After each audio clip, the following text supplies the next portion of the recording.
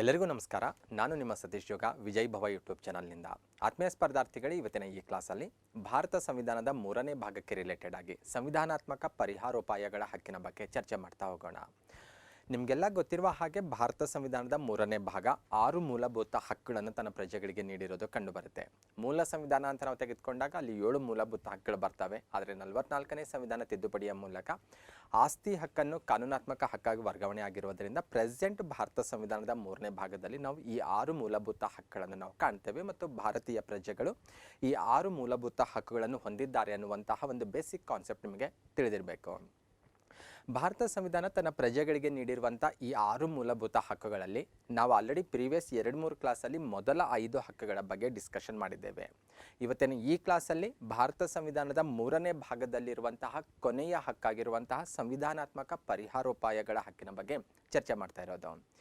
Okay, ಈ ಹಕ್ಕಿನ ಬಗ್ಗೆ ಚರ್ಚೆ ಮಾಡೋದಕ್ಕಿಂತ ಪೂರ್ವದಲ್ಲಿ ಬೇಸಿಕ್ ಆಗಿ ಕೆಲವೊಂದು ಕಾನ್ಸೆಪ್ಟ್ಸ್ಗಳು ನಮಗೆ ಕ್ಲಿಯರ್ ಆಗಿರಬೇಕು. ಆವಾಗ ಈ ಹಕ್ಕಿನ ಅರ್ಥ ಅಥವಾ ಈ ಹಕ್ಕಿನ ಇಂಪಾರ್ಟೆನ್ಸ್ ಏನಿದೆ ಅಂತ ನಾವು ಈಸಿಯಾಗಿ ಅರ್ಥ ಮಾಡ್ಕೋಬೋದು.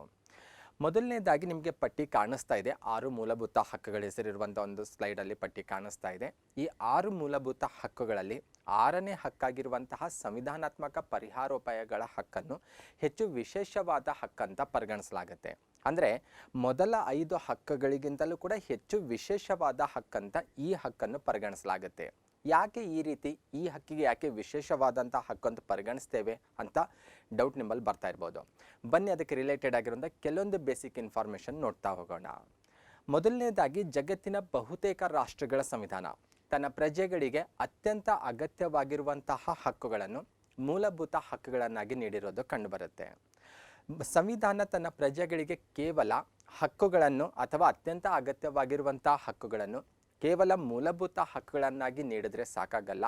ಆ ಹಕ್ಕುಗಳಿಗೆ ವಿಶೇಷವಾದ ರಕ್ಷಣೆ ನೀಡೋದು ಕೂಡ ಅತ್ಯಂತ ಅಗತ್ಯ ಅಂತ ಹೇಳ್ಬೋದು.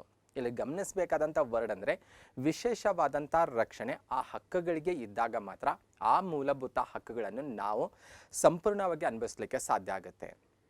ಯಾವಾಗ ಪ್ರಜೆಗಳು ಮೂಲಭೂತ ಹಕ್ಕುಗಳನ್ನು ಸಂಪೂರ್ಣವಾಗಿ ಅನುಭವಿಸ್ತಾರೋ ಆವಾಗ ಅವರ ಸರ್ವತೋಮುಖ ವಿಕಾಸ ಸಾಧ್ಯ ಆಗುತ್ತೆ. ಅದರಿಂದ ದೇಶದ ಸರ್ವತೋಮುಖ ವಿಕಾಸ ಕೂಡ ಸಾಧ್ಯ ಆಗುತ್ತೆ ಅಂತ ಹೇಳ್ಬೋದು. ಈ ನಿಟ್ಟಿನಲ್ಲಿ ಭಾರತ ಸಂವಿಧಾನ ತನ್ನ ಪ್ರಜೆಗಳಿಗೆ ನೀಡಿರುವಂತಹ ಮೂಲಭೂತ ಹಕ್ಕುಗಳಿಗೆ ಏನಾದರೂ ವಿಶೇಷ ರಕ್ಷಣೆ ನೀಡಿದೆನಾ ಅನ್ನೋಂಥ ಡೌಟ್ ನಿಮಗೆ ಬರ್ತಾ ಇರ್ಬೋದು. ಓಕೆ, ಬನ್ನಿ ಇದಕ್ಕೆ ರಿಲೇಟೆಡ್ ಆಗಿ ಇವತ್ತಿನ ಈ ಕ್ಲಾಸಲ್ಲಿ ನಾವು ಡಿಸ್ಕಷನ್ ಮಾಡ್ತಾ ಇರೋದು. ಖಂಡಿತ ಭಾರತ ಸಂವಿಧಾನ ತನ್ನ ಪ್ರಜೆಗಳಿಗೆ ನೀಡಿರುವಂತಹ ಮೂಲಭೂತ ಹಕ್ಕುಗಳಿಗೆ ವಿಶೇಷವಾದ ರಕ್ಷಣೆ ನೀಡಿರೋದು ಕಂಡುಬರುತ್ತೆ. ಸಂವಿಧಾನದ 3ನೇ ಭಾಗ ತನ್ನ ಪ್ರಜೆಗಳಿಗೆ 6 ಮೂಲಭೂತ ಹಕ್ಕು ನೀಡಿದೆ ಅಂತ ನಾವು ಹೇಳಿದ್ದೇವೆ. ಅದರಲ್ಲಿ 5 ಹಕ್ಕುಗಳ ಪಟ್ಟಿ ನಿಮಗೆ ಕಾಣಿಸ್ತಾ ಇದೆ. ಸಮಾನತೆ ಹಕ್ಕು, ಸ್ವಾತಂತ್ರ್ಯದ ಹಕ್ಕು, ಶೋಷಣೆ ವಿರುದ್ಧದ ಹಕ್ಕು, ಧಾರ್ಮಿಕ ಸ್ವಾತಂತ್ರ್ಯದ ಹಕ್ಕು, ಸಾಂಸ್ಕೃತಿಕ ಮತ್ತು ಶೈಕ್ಷಣಿಕ ಹಕ್ಕು. ಈ 5 ಹಕ್ಕುಗಳ ಪಟ್ಟಿ ನಿಮಗೆ ಕಾಣಿಸ್ತಾ ಇದೆ. ಈ ಹಕ್ಕುಗಳನ್ನು ಅನುಭವಿಸುವಂಥ ಸಂದರ್ಭದಲ್ಲಿ ಯಾರಿಂದಾದರೂ ಈ ಹಕ್ಕುಗಳಿಗೆ ಧಕ್ಕೆ ಬಂದರೆ ಅಥವಾ ನನ್ನ ಮೂಲಭೂತ ಹಕ್ಕಿನ ಉಲ್ಲಂಘನೆ ಆದರೆ ಅಂಥ ಸಂದರ್ಭದಲ್ಲಿ ನನ್ನ ಮೂಲಭೂತ ಹಕ್ಕಿಗೆ ಅಗತ್ಯವಾದಂತಹ ರಕ್ಷಣೆ ಪಡೆದುಕೊಳ್ಳುವಂತಹ ಹಕ್ಕನ್ನು ಕೂಡ ಭಾರತ ಸಂವಿಧಾನ ನೀಡಿರೋದು ಕಂಡುಬರುತ್ತೆ. ಈ ಹಕ್ಕಿಗೆ ನಾವು ಸಂವಿಧಾನಾತ್ಮಕ ಪರಿಹಾರಗಳ ಅಥವಾ ಪರಿಹಾರೋಪಾಯಗಳ ಹಕ್ಕು ಅಂತ ಕರೆಯೋದು. ಭಾರತ ಸಂವಿಧಾನದ 32ನೇ ವಿಧಿ ಇಂತಹ ಒಂದು ವಿಶೇಷವಾದಂಥ ಹಕ್ಕನ್ನು ನೀಡಿದೆ. 6 ಮೂಲಭೂತ ಹಕ್ಕುಗಳಲ್ಲಿ ಹೆಚ್ಚು ವಿಶೇಷವಾದಂಥ ಹಕ್ಕು ಅಂತ ನಾವು ಸ್ಟಾರ್ಟಿಂಗಲ್ಲೇ ಹೇಳಿದೆ. ಯಾಕೆ ಇದಕ್ಕೆ ವಿಶೇಷವಾದ ಸ್ಥಾನ ಕೊಡ್ತೇವೆ ಅಂದರೆ, ಮೊದಲ 5 ಮೂಲಭೂತ ಹಕ್ಕುಗಳನ್ನು ಅನುಭವಿಸುವಂಥ ಸಂದರ್ಭದಲ್ಲಿ ಅವುಗಳಿಗೆ ಧಕ್ಕೆ ಬಂದರೆ ಅಥವಾ ಯಾರಿಂದಾದರೂ ಉಲ್ಲಂಘನೆ ಆದರೆ ಆ ಮೂಲಭೂತ ಹಕ್ಕುಗಳಿಗೆ ರಕ್ಷಣೆ ಪಡೆದುಕೊಳ್ಳುವಂತಹ ಹಕ್ಕನ್ನೇ ಭಾರತ ಸಂವಿಧಾನದ 32ನೇ ವಿಧಿ ನಮಗೆ ಮೂಲಭೂತ ಹಕ್ಕಾಗಿ ನೀಡಿದೆ. ಅಂದರೆ ಮೂಲಭೂತ ಹಕ್ಕುಗಳಿಗೆ ರಕ್ಷಣೆ ಪಡೆದುಕೊಳ್ಳುವಂತಹ ಅಧಿಕಾರವನ್ನು ಹಕ್ಕನ್ನು 32ನೇ ಆರ್ಟಿಕಲ್ ಅಥವಾ ಸಂವಿಧಾನಾತ್ಮಕ ಪರಿಹಾರೋಪಾಯಗಳ ಹಕ್ಕೇನಿದೆ ಅಲ್ವಾ, ಈ ಹಕ್ಕು ಮೂಲಭೂತ ಹಕ್ಕಾಗಿ ನಮಗೆ ಲಭಿಸಿರೋದು ವಿಶೇಷವಾಗಿದೆ. ಹಾಗಾಗಿ ಇದನ್ನು ವಿಶೇಷವಾದಂಥ ಹಕ್ಕು ಅಂತ ಪರಿಗಣಿಸೋದು. ಇನ್ನು ನಾವು ಸಿಂಪಲ್ ಆಗಿ ಹೇಳೋದಾದರೆ ಈ 5 ಮೂಲಭೂತ ಹಕ್ಕುಗಳಿಗೆ ಒಂದು ರೀತಿ ರಕ್ಷಾ ಕವಚವಾಗಿ ಸಂವಿಧಾನಾತ್ಮಕ ಪರಿಹಾರೋಪಾಯಗಳ ಹಕ್ಕು ಇರೋದು ಕಂಡುಬರುತ್ತೆ. ಈ ಹಕ್ಕು ನಮಗೆ ಲಭಿಸಿರೋದು ಸಂವಿಧಾನದ 32ನೇ ವಿಧಿ ಪ್ರಕಾರ. ಹಾಗಾಗಿ ಇದನ್ನು ವಿಶೇಷವಾದಂಥ ಹಕ್ಕು ಅಂತ ನಾವು ಪರಿಗಣಿಸ್ತಾ ಇರೋದು. ಅಷ್ಟೇ ಅಲ್ಲ, ಭಾರತದ ಸಂವಿಧಾನ ಶಿಲ್ಪಿ ಅಂತ ಗುರುತಿಸಲಾಗುವಂಥ ಡಾಕ್ಟರ್ BR ಅಂಬೇಡ್ಕರ್ ಅವರು ಈ ಸಂವಿಧಾನಾತ್ಮಕ ಪರಿಹಾರ ಹಕ್ಕು ನಮಗೆ ನೀಡಿರುವಂತಹ 32ನೇ ಆರ್ಟಿಕಲ್ ಏನಿದೆ ಅಲ್ವಾ, ಸಂವಿಧಾನದ 32ನೇ ವಿಧಿಗೆ soul and heart of the Indian constitution ಅಂತ ಕೂಡ ಕರೆದಿದ್ದಾರೆ. ಯಾಕೆ ಈ ರೀತಿ ಕರೆದಿದ್ದಾರೆ ಅಂತ ನೋಡ್ತಾ ಹೋದರೆ 32ನೇ ಆರ್ಟಿಕಲ್ ಅಡಿಯಲ್ಲಿ ನಾವು ಪಡೆದುಕೊಂಡಿರುವಂಥ ಸಂವಿಧಾನಾತ್ಮಕ ಪರಿಹಾರೋಪಾಯಗಳ ಹಕ್ಕು ಏನಿದೆ ಅಲ್ವಾ, ಇದು ರಿಮೇನಿಂಗ್ 5 ಮೂಲಭೂತ ಹಕ್ಕುಗಳಿಗೆ ರಕ್ಷಾ ಕವಚವಾಗಿ ಸದಾ ಕಾರ್ಯನಿರ್ವಹಿಸ್ತಾ ಇರುತ್ತೆ. ಒಂದು ವೇಳೆ ಈ 5 ಮೂಲಭೂತ ಹಕ್ಕುಗಳನ್ನು ನೀಡಿ ಕೊನೆಯದಾಗಿ ಸಂವಿಧಾನಾತ್ಮಕ ಪರಿಹಾರೋಪಾಯಗಳ ಹಕ್ಕು ನಮಗೆ ಇರಲಿಲ್ಲ ಅಂದರೆ ಅಂಥ ಸಮಯದಲ್ಲಿ ನಾವು ಈ ಮೂಲಭೂತ ಹಕ್ಕುಗಳನ್ನು ಸಂಪೂರ್ಣವಾಗಿ ಅನುಭವಿಸಲಿಕ್ಕೆ ಸಾಧ್ಯ ಆಗ್ತಾ ಇರಲಿಲ್ಲ. ಮತ್ತು ಮೂಲಭೂತ ಹಕ್ಕುಗಳಿಗೆ ವಿಶೇಷ ರಕ್ಷಣೆಯೂ ಕೂಡ ಇರ್ತಿರಲಿಲ್ಲ. ಸಾಮಾನ್ಯ ಹಕ್ಕುಗಳು ನಾವೇನು ಸಂವಿಧಾನದ ಇತರೆ ಭಾಗದಲ್ಲಿಯೂ ಕೂಡ ನಾವು ಕಾನೂನಾತ್ಮಕ ಹಕ್ಕಂತ ಕೆಲವೊಂದು ಗುರುತಿಸ್ತೇವಲ್ವ, ಆ ಹಕ್ಕುಗಳ ರೀತಿಯಲ್ಲಿ ನ್ಯಾಯಾಂಗ ರಕ್ಷಣೆ ಪಡ್ಕೊಳ್ಬೋದಾಗಿತ್ತು. ಆದರೆ ವಿಶೇಷವಾದಂತಹ ರಕ್ಷಣೆ ನಮಗೆ ಸಿಗ್ತಾ ಇರಲಿಲ್ಲ. ಆವಾಗ ಇದಕ್ಕೆ ನಾವು ಇಷ್ಟೊಂದು ಪ್ರಮಾಣದಲ್ಲಿ ಈ ಹಕ್ಕುಗಳನ್ನು ಅನುಭವಿಸಲಿಕ್ಕೆ ಸಾಧ್ಯ ಆಗ್ತಾ ಇರಲಿಲ್ಲ ಅಂತ ನಾವು ಹೇಳ್ಬೋದು. ಹಾಗಾಗಿಯೇ ಈ ಹಕ್ಕನ್ನು ವಿಶೇಷವಾದ ಹಕ್ಕು ಅಂತ ನಾವು ಪುನಃ ಇದನ್ನು ಹೇಳ್ತೇವೆ. ಮತ್ತು ಕಾಂಪಿಟೇಟಿವ್ ಎಕ್ಸಾಮಲ್ಲಿ ಕೂಡ ಈ ಆರ್ಟಿಕಲ್ ಅತಿ ಹೆಚ್ಚು ಬಾರಿ ರಿಪೀಟ್ ಆಗಿರೋದು ಕಂಡುಬರುತ್ತೆ. ಅಂದರೆ ಸಂವಿಧಾನದ ಯಾವ ವಿಧಿಗೆ ಸಂವಿಧಾನದ ಆತ್ಮ ಅಥವಾ ಸಂವಿಧಾನದ ಹೃದಯ ಅಂತ ಕರೆಯಲಾಗುತ್ತೆ ಅಂತ ಕೇಳಿದ್ದಾರೆ. ಮತ್ತು 32ನೇ ಆರ್ಟಿಕಲ್ ಪ್ರಕಾರ ದೊರಕುವಂತಹ ಹಕ್ಕು ಯಾವುದಂತ ಕೂಡ ಕೇಳಿದ್ದಾರೆ. ಹಾಗಾಗಿ ಹೆಚ್ಚು ಇಂಪಾರ್ಟೆಂಟ್ ಆಗಿರುವಂತಹ ಆರ್ಟಿಕಲ್ ಅಂತ ಇದನ್ನು ಪರಿಗಣಿಸ್ತೇವೆ. ಹಾಗಾದರೆ 32ನೇ ಆರ್ಟಿಕಲ್ ಅಂತಹ ಏನೆಲ್ಲ ವಿಶೇಷವಾದಂಥ ಅಂಶಗಳನ್ನು ಒಳಗೊಂಡಿದೆ ಅನ್ನುವಂಥ ಕ್ಯೂರಿಯಾಸಿಟಿ ನಿಮಗೆ ಬರ್ತಾ ಇರ್ಬೋದು. ಓಕೆ, ಬನ್ನಿ ಇದಕ್ಕೆ ರಿಲೇಟೆಡ್ ಆಗಿರುವಂಥ ಕೆಲವೊಂದು ಬೇಸಿಕ್ ಇನ್ಫಾರ್ಮೇಷನ್ ನೋಡ್ತಾ ಹೋಗೋಣ. ಆರ್ಟಿಕಲ್ 32ನಲ್ಲಿ 4 ಕ್ಲಾಸ್ಗಳಿರೋದು ಕಂಡುಬರುತ್ತೆ. 32 ಕ್ಲಾಸ್ 1, ಕ್ಲಾಸ್ 2, 3 ಮತ್ತು 4 ಅಂತ 4 ಕ್ಲಾಸ್ಗಳಿರೋದು ಕಂಡುಬರುತ್ತೆ. ಈ 4 ಕ್ಲಾಸ್ಗಳು ಒಂದೊಂದು ವಿಷಯವನ್ನು ಸ್ಪಷ್ಟಪಡಿಸುತ್ತೆ. ಮೊದಲನೆಯ ಕ್ಲಾಸ್ ಹೇಳೋದು ಮೂಲಭೂತ ಹಕ್ಕುಗಳಿಗೆ ಧಕ್ಕೆ ಬಂದಾಗ ಏನು ಮಾಡಬೇಕು ಅಥವಾ ಏನು ಹಕ್ಕಿದೆ ನಮ್ಮ ಹತ್ರ ಅನ್ನೋದನ್ನು ಸ್ಪಷ್ಟಪಡಿಸುತ್ತೆ. 32 ಕ್ಲಾಸ್ 1 ನೋಡಿದ್ರೆ ಗೊತ್ತಾಗ್ತಾ ಇದೆ, ಯಾವುದೇ ಒಬ್ಬ ವ್ಯಕ್ತಿಯ ಮೂಲಭೂತ ಹಕ್ಕಿಗೆ ಧಕ್ಕೆ ಬಂದರೆ ಅವಾಗ ಆತ ನೇರವಾಗಿ ಸುಪ್ರೀಂ ಕೋರ್ಟ್ನ ಮೊರೆ ಹೋಗ್ಬೋದು. ಅಂದರೆ ನಾವೇನು ಮೂಲಭೂತ ಹಕ್ಕುಗಳ ಬಗ್ಗೆ ಡಿಸ್ಕಷನ್ ಮಾಡ್ತಾ ಇದ್ದೇವಲ್ವ, ಯಾವುದೇ ಮೂಲಭೂತ ಹಕ್ಕಿಗೆ ಅಥವಾ ಯಾವುದೇ ಮೂಲಭೂತ ಹಕ್ಕಿಗೆ ರಿಲೇಟೆಡ್ ಆಗಿರುವಂಥ ಆರ್ಟಿಕಲ್ಸ್ಗೆ ಧಕ್ಕೆ ಬಂದಾಗ ನಾವು ನೇರವಾಗಿ ಸುಪ್ರೀಂ ಕೋರ್ಟ್ಗೆ ಹೋಗಲಿಕ್ಕೆ 32 ಕ್ಲಾಸ್ 1 ನಮಗೆ ಅಂತಹ ಒಂದು ಹಕ್ಕನ್ನು ಮೂಲಭೂತ ಹಕ್ಕಾಗಿ ನೀಡಿರೋದು ಕಂಡುಬರುತ್ತೆ. ಓಕೆ, ಸುಪ್ರೀಂ ಕೋರ್ಟ್ಗೆ ಹೋದಾಗ ಸುಪ್ರೀಂ ಕೋರ್ಟ್ ಏನು ಮಾಡುತ್ತೆ ಅನ್ನೋದನ್ನು 32 ಕ್ಲಾಸ್ 2ದಲ್ಲಿ ವಿವರಣೆ ಇದೆ.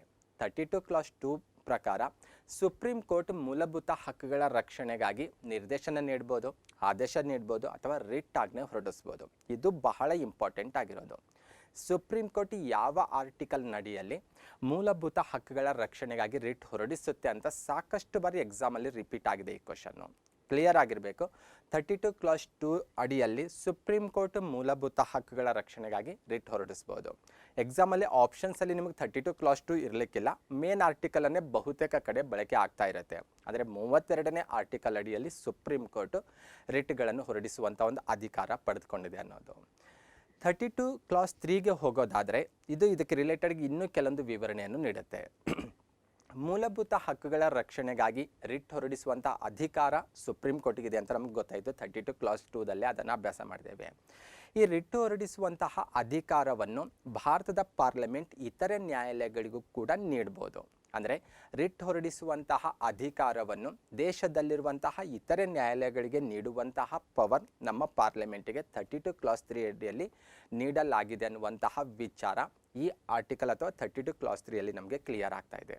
ಆದರೆ ಪಾರ್ಲಿಮೆಂಟ್ ಈ ಅಧಿಕಾರವನ್ನು ಇತರೆ ನ್ಯಾಯಾಲಯಗಳಿಗೆ ನೀಡುವಂಥ ಸಂದರ್ಭದಲ್ಲಿ ಒಂದು ಗಮನ ಅಥವಾ ಒಂದು ಇಂಪಾರ್ಟೆಂಟ್ ಆಗಿರುವಂಥ ವಿಚಾರ ಗಮನಿಸಬೇಕು ಅಥವಾ ಕೇರ್ಫುಲ್ ಆಗಿ ಇದನ್ನು ಅಬ್ಸರ್ವ್ ಮಾಡಬೇಕು. ಈ ಸುಪ್ರೀಂ ಕೋರ್ಟಿನ ರಿಟ್ ಹೊರಡಿಸುವಂಥ ಅಧಿಕಾರ ಪಡೆದುಕೊಂಡಿದೆ ಅಲ್ವಾ, ಈ ಸುಪ್ರೀಂ ಕೋರ್ಟಿನ ಈ ರಿಟ್ ಹೊರಡಿಸುವಂಥ ಅಧಿಕಾರಕ್ಕೆ ಧಕ್ಕೆ ಬರದ ರೀತಿಯಲ್ಲಿ ಪಾರ್ಲಿಮೆಂಟ್ ಏನು ಮಾಡ್ಬೋದು, ಈ ರಿಟ್ ಹೊರಡಿಸುವಂಥ ಅಧಿಕಾರವನ್ನು ಇತರೆ ನ್ಯಾಯಾಲಯಗಳಿಗೂ ಕೂಡ ನೀಡ್ಬೋದಾಗಿದೆ. ಇದು 32 ಕ್ಲಾಸ್ 3 ಅಲ್ಲಿ ಇಷ್ಟು ವಿಚಾರ ಕ್ಲಿಯರ್ ಆಗಿದೆ. ಇಲ್ಲಿ ಒಂದು ಡೌಟ್ ಬರ್ತಾ ಇದೆ ನಿಮಗೆ ಅಥವಾ ಬರಬಹುದು, ಸಂಸತ್ತು ಇತರೆ ನ್ಯಾಯಾಲಯಗಳಿಗೆ ರಿಟ್ ಹೊರಡಿಸುವಂಥ ಅಧಿಕಾರ ನೀಡಬಹುದು ಅಂತ ನಾವು ಡಿಸ್ಕಷನ್ ಮಾಡ್ತಾ ಇದ್ದೇವೆ. ಹಾಗಾದರೆ ಸಂಸತ್ತು ಈ ಅಧಿಕಾರವನ್ನು ಬಳಸಿಕೊಂಡು ಹೈಕೋರ್ಟ್ಗೆ ರಿಟ್ ಹೊರಡಿಸುವ ಅಧಿಕಾರ ನೀಡಬಹುದಾ ಅಂತ ಡೌಟ್ ಬರ್ತಾ ಇರ್ಬೋದು. ಸಂಸತ್ತು ಈ ಅಧಿಕಾರವನ್ನು ಬಳಸಿಕೊಂಡು ಹೈಕೋರ್ಟ್ಗೆ ರಿಟ್ ಹೊರಡಿಸುವಂಥ ಅಧಿಕಾರ ನೀಡುವಂಥ ಅವಶ್ಯಕತೆಯೇ ಇಲ್ಲ. ಯಾಕೆಂದರೆ ಆಲ್ರೆಡಿ ಹೈಕೋರ್ಟ್ ಸಂವಿಧಾನದ 226ನೇ ವಿಧಿಯ ಮೂಲಕ ಈ ರಿಟ್ ಹೊರಡಿಸುವ ಅಧಿಕಾರವನ್ನು ಪಡೆದುಕೊಂಡ್ಬಿಟ್ಟಿದೆ. ಅಂದರೆ ರಿಟ್ ಹೊರಡಿಸುವಂತಹ ಅಧಿಕಾರ ಕೇವಲ ಸುಪ್ರೀಂ ಕೋರ್ಟಿಗೆ ಅಷ್ಟೇ ಅಲ್ಲ, ಈವನ್ ಹೈಕೋರ್ಟಿಗೂ ಇದೆ ಅನ್ನುವಂಥ ವಿಚಾರ ನಿಮಗೆ ಕ್ಲಿಯರ್ ಆಗಿರಬೇಕು. ಆದರೆ ಆರ್ಟಿಕಲ್ಸ್ 2 ಬೇರೆ ಬೇರೆ ಆಗಿದ್ದಾವೆ ಅನ್ನೋದು ಕೂಡ ನೀವು ಸೂಕ್ಷ್ಮವಾಗಿ ಗಮನಿಸಬೇಕು. ಸುಪ್ರೀಂ ಕೋರ್ಟು 32ನೇ ವಿಧಿ ಪ್ರಕಾರ ರಿಟ್ ಹೊರಡಿಸಿದ್ರೆ ಹೈಕೋರ್ಟು 226ನೇ ವಿಧಿಯ ಪ್ರಕಾರ ರಿಟ್ ಹೊರಡಿಸುತ್ತೆ. ಹಾಗಾಗಿ ಪಾರ್ಲಿಮೆಂಟು 32 ಕ್ಲಾಸ್ 3ಯಲ್ಲಿ ಹೇಳಿರುವಂತಹ ಅಧಿಕಾರವನ್ನು ಬಳಸಿಕೊಂಡು ರಿಟ್ ಹೊರಡಿಸುವಂಥ ಅಧಿಕಾರವನ್ನು ಹೈಕೋರ್ಟ್ಗೆ ನೀಡುವಂತಹ ಪ್ರಸಂಗ ಅಥವಾ ಪ್ರಶ್ನೆ ಎದುರಾಗೋದಿಲ್ಲ. ಯಾಕೆಂದರೆ ಆಲ್ರೆಡಿ ಹೈಕೋರ್ಟ್ ಸಂವಿಧಾನದ 226ನೇ ವಿಧಿಯ ಮೂಲಕ ಈ ಅಧಿಕಾರವನ್ನು ಪಡೆದುಕೊಂಡಿದೆ. ಅಂದರೆ 32 ಕ್ಲಾಸ್ 3ಯಲ್ಲಿ ಬಳಕೆಯಾಗಿರುವಂತಹ ಇತರೆ ನ್ಯಾಯಾಲಯ ಅನ್ನುವಂತಹ ವರ್ಡ್ ಏನಿದೆ ಅಲ್ವಾ, ಈ ಇತರೆ ನ್ಯಾಯಾಲಯದಲ್ಲಿ ಹೈಕೋರ್ಟ್ಗೆ ಅನ್ವಯ ಆಗೋದಿಲ್ಲ ಅನ್ನುವಂತಹ ವಿಚಾರ ನಿಮಗೆ ಕ್ಲಿಯರ್ ಆಗಿರಬೇಕು.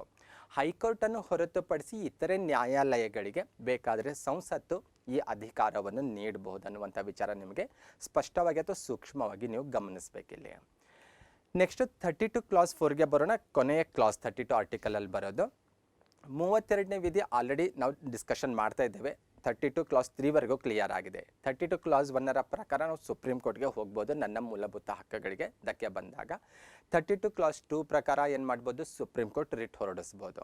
ಓಕೆ, ಅಂದರೆ ಒಟ್ಟಿನಲ್ಲಿ 32ನೇ ವಿಧಿಯ ಪ್ರಕಾರ ನಮಗೆ ದೊರಕಿರುವಂಥ ಹಕ್ಕಿದೆ ಅಲ್ವಾ, ಈ ಹಕ್ಕಿಗೆ ಸಂವಿಧಾನದಲ್ಲಿ ಕಲ್ಪಿಸಿರುವಂಥ ಅವಕಾಶವನ್ನು ಹೊರತುಪಡಿಸಿ ಮತ್ತಾವುದೇ ರೀತಿಯಲ್ಲಿ ಈ ಹಕ್ಕನ್ನು ಸಸ್ಪೆಂಡ್ ಮಾಡೋ ಹಾಗಿಲ್ಲ ಅನ್ನುವಂಥ ವಿಚಾರ ಇದು ಸ್ಪಷ್ಟಪಡಿಸುತ್ತೆ.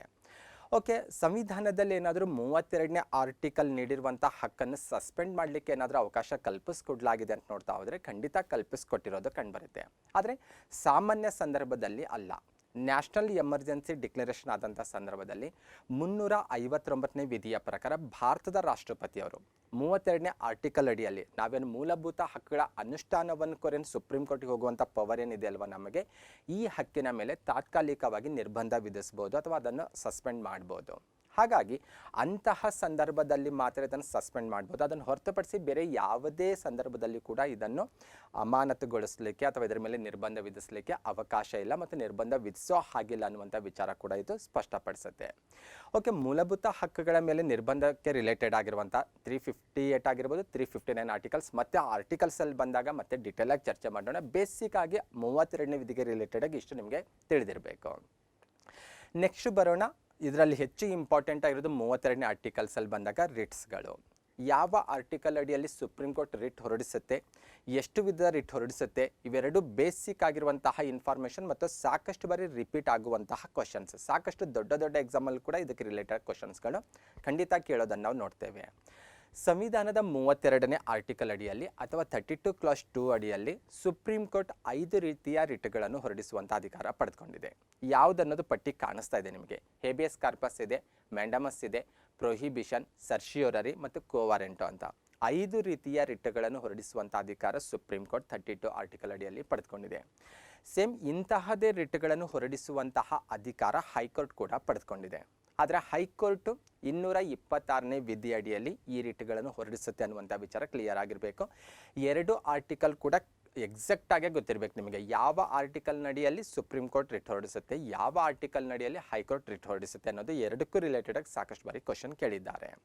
ಓಕೆ, ಬನ್ನಿ ರಿಟ್ಸ್ಗೆ ರಿಲೇಟೆಡ್ ಆಗಿ ಕೆಲವೊಂದು ಇನ್ಫಾರ್ಮೇಷನ್ ನೋಡ್ತಾ ಹೋಗೋಣ. ಅಂದರೆ ಪ್ರತಿಯೊಂದು ರಿಟ್ಸು ಅದರ ಅರ್ಥ ಏನಿದೆ, ಯಾವ ಸಂದರ್ಭದಲ್ಲಿ ಹೊರಡಿಸ್ಬೋದು, ಯಾರ ವಿರುದ್ಧ ಹೊರಡಿಸ್ಬೋದು, ಯಾರ ವಿರುದ್ಧ ಹೊರಡಿಸೋ ಹಾಗಿಲ್ಲ ಅನ್ನುವಂತಹ ಕೆಲವೊಂದು basic informations specially competitive exam ಪರ್ಪೋಸಿಂದ ಕ್ಲಿಯರ್ ಮಾಡ್ಕೊಳ್ಳೋಣ. ಮೊದಲನೇದಾಗಿ ಹೇಬಿಯಸ್ ಕಾರ್ಪಸ್. ಇದಕ್ಕೆ ರಿಲೇಟೆಡ್ ಒಂದು 4 ವಿಚಾರ ನಮಗೆ ಕ್ಲಿಯರಾಗಿ ಗೊತ್ತಿರಲೇಬೇಕು. ಹೇಬಿಯಸ್ ಕಾರ್ಪಸ್ ಅಂದರೆ ಏನು, ಯಾವ ಸಂದರ್ಭದಲ್ಲಿ ಈ ರಿಟ್ ಆಜ್ಞೆ ಹೊರಡಿಸಲಿಕ್ಕೆ ಅರ್ಜಿ ಸಲ್ಲಿಸ್ಬೋದು, ಯಾರು ಅರ್ಜಿ ಸಲ್ಲಿಸ್ಬೋದು ಮತ್ತು ನ್ಯಾಯಾಲಯ ಏನಂತ ಆಜ್ಞೆ ಹೊರಡಿಸ್ಬೋದು ಅನ್ನೋಂಥ ವಿಚಾರ ಕ್ಲಿಯರ್ ಆಗಿರಬೇಕು. First of all habeas corpus ಅಂದರೆ ಟು ಹ್ಯಾವ್ ಎ ಬಾಡಿ ಅಂತ ಅರ್ಥ.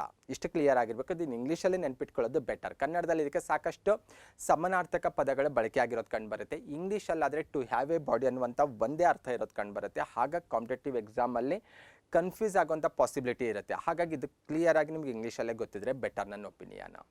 ಯಾವ ಸಂದರ್ಭದಲ್ಲಿ ಈ ರಿಟ್ ಆಜ್ಞೆಗೆ ಅರ್ಜಿ ಸಲ್ಲಿಸ್ಬೋದು ಅಂತ ನೋಡ್ತಾ ಹೋದರೆ, ಯಾವುದೇ ಒಬ್ಬ ವ್ಯಕ್ತಿಯನ್ನು ಕಾನೂನು ಬಾಹಿರವಾಗಿ ಯಾರಾದರೂ ಬಂಧಿಸಿದ್ರೆ, ಸರ್ಕಾರ ಬಂಧಿಸ್ಬೋದು ಅಥವಾ ಪೊಲೀಸ್ ಇಲಾಖೆ ಆಗಿರ್ಬೋದು, ಆರ್ಮಿ ಆಗಿರ್ಬೋದು, ಯಾವುದಾದ್ರೂ ವಿಚಾರಣಾ ಆಯೋಗ ಆಗಿರ್ಬೋದು ಅಥವಾ ಯಾರಾದರೂ ಪರ್ಸನಲ್ ಖಾಸಗಿ ವ್ಯಕ್ತಿ ಆದರೂ ಆಗಿರ್ಬೋದು, ಕಾನೂನು ಬಾಹಿರವಾಗಿ ನಮ್ಮನ್ನು ಬಂಧಿಸಿದ್ರೆ ಅಂತಹ ಸಂದರ್ಭದಲ್ಲಿ ಹೇಬಿಯಸ್ ಕಾರ್ಪಸ್ ರಿಟ್ ಆಜ್ಞೆ ಹೊರಡಿಸಲಿಕ್ಕೆ ನಾವು ಅರ್ಜಿ ಸಲ್ಲಿಸ್ಬೋದು. ಯಾರು ಅರ್ಜಿ ಸಲ್ಲಿಸಬೇಕು ಅಥವಾ ಸಲ್ಲಿಸ್ಬೋದು ಅಂತ ನೋಡ್ತಾ ಹೋದರೆ, ಬಂಧನಕ್ಕೆ ಒಳಗಾಗಿರುವಂಥ ವ್ಯಕ್ತಿ ಸಲ್ಲಿಸ್ಬೋದು ಪಾಸಿಬಿಲಿಟಿ ಇದ್ದರೆ. ಇನ್ ಕೇಸ್ ಪಾಸಿಬಿಲಿಟಿ ಇಲ್ಲ ಅಂದರೆ ಬಹುತೇಕ ಪಾಸಿಬಿಲಿಟಿ ಇರಲ್ಲ, ಯಾಕಂದರೆ ಆಲ್ರೆಡಿ ಆತ ಬಂಧನಕ್ಕೆ ಒಳಗಾಗಿರ್ತಾನೆ. ಆತನ ಪರವಾಗಿ ಬೇರೆ ಯಾರಾದರೂ ಕೂಡ ಹೇಬಿಯಸ್ ಕಾರ್ಪಸ್ ರಿಟ್ ಆಜ್ಞೆ ಹೊರಡಿಸಲಿಕ್ಕೆ ಅರ್ಜಿ ಸಲ್ಲಿಸ್ಬೋದಾಗಿದೆ. ನ್ಯಾಯಾಲಯ ಏನಂತ ಆಜ್ಞೆ ನೀಡಬಹುದು ಅಂತ ನೋಡ್ತಾ ಹೋದರೆ, ಖಂಡಿತ ಬಂಧನಕ್ಕೆ ಒಳಗಾಗಿರುವಂತಹ ವ್ಯಕ್ತಿಯ ಬಂಧನ ಕಾನೂನು ಬಾಹಿರವಾಗಿದ್ದರೆ, ಅಕ್ರಮವಾಗಿದ್ದರೆ, ಅಂಥ ಸಂದರ್ಭದಲ್ಲಿ ಸುಪ್ರೀಂ ಕೋರ್ಟು ಆ ವ್ಯಕ್ತಿಯನ್ನು ನ್ಯಾಯಾಲಯದ ಮುಂದೆ ಹಾಜರುಪಡಿಸುವಂತೆ ಆದೇಶ ಹೊರಡಿಸುತ್ತೆ. ಇಷ್ಟು ಬೇಸಿಕ್ ಇನ್ಫಾರ್ಮೇಷನ್ ಹೇಬಿಯಸ್ ಕಾರ್ಪಸ್ಗೆ ರಿಲೇಟೆಡ್ ಆಗಿ ಕ್ಲಿಯರ್ ಆಗಿರಬೇಕು. ಪ್ರತಿಯೊಂದರ ಮೇಲೂ ಕೂಡ ಕ್ವಶನ್ಸ್ ಕೇಳಿದ್ದಾರೆ ಮತ್ತು ಅಪ್ಲೈಡ್ ಆಗಿ ಕ್ವಶನ್ ಕೇಳುವಂಥ ಪಾಸಿಬಿಲಿಟಿ ಕೂಡ ಇರುತ್ತೆ. ಹಾಗಾಗಿ ಇಷ್ಟು ವಿಚಾರ ನಿಮಗೆ ತಿಳಿದಿರಬೇಕು. ಓಕೆ, ನೆಕ್ಸ್ಟ್ ಒನ್ ನೋಡ್ತಾ ಹೋದರೆ, ಯಾವ ಸಂದರ್ಭದಲ್ಲಿ ಇದನ್ನು ಹೊರಡಿಸೋ ಹಾಗಿಲ್ಲ ಅನ್ನೋದು ಕೂಡ ತಿಳಿದಿರಬೇಕು. ಯಾವ ಸಂದರ್ಭದಲ್ಲಿ ಹೊರಡಿಸ್ಬೋದು ಅಂದರೆ ಅಕ್ರಮವಾಗಿ ಅಥವಾ ಕಾನೂನು ಬಾಹಿರವಾಗಿ ಬಂಧನಕ್ಕೆ ಒಳಗಾದಂಥ ಸಂದರ್ಭದಲ್ಲಿ ಹೊರಡಿಸ್ಬೋದು.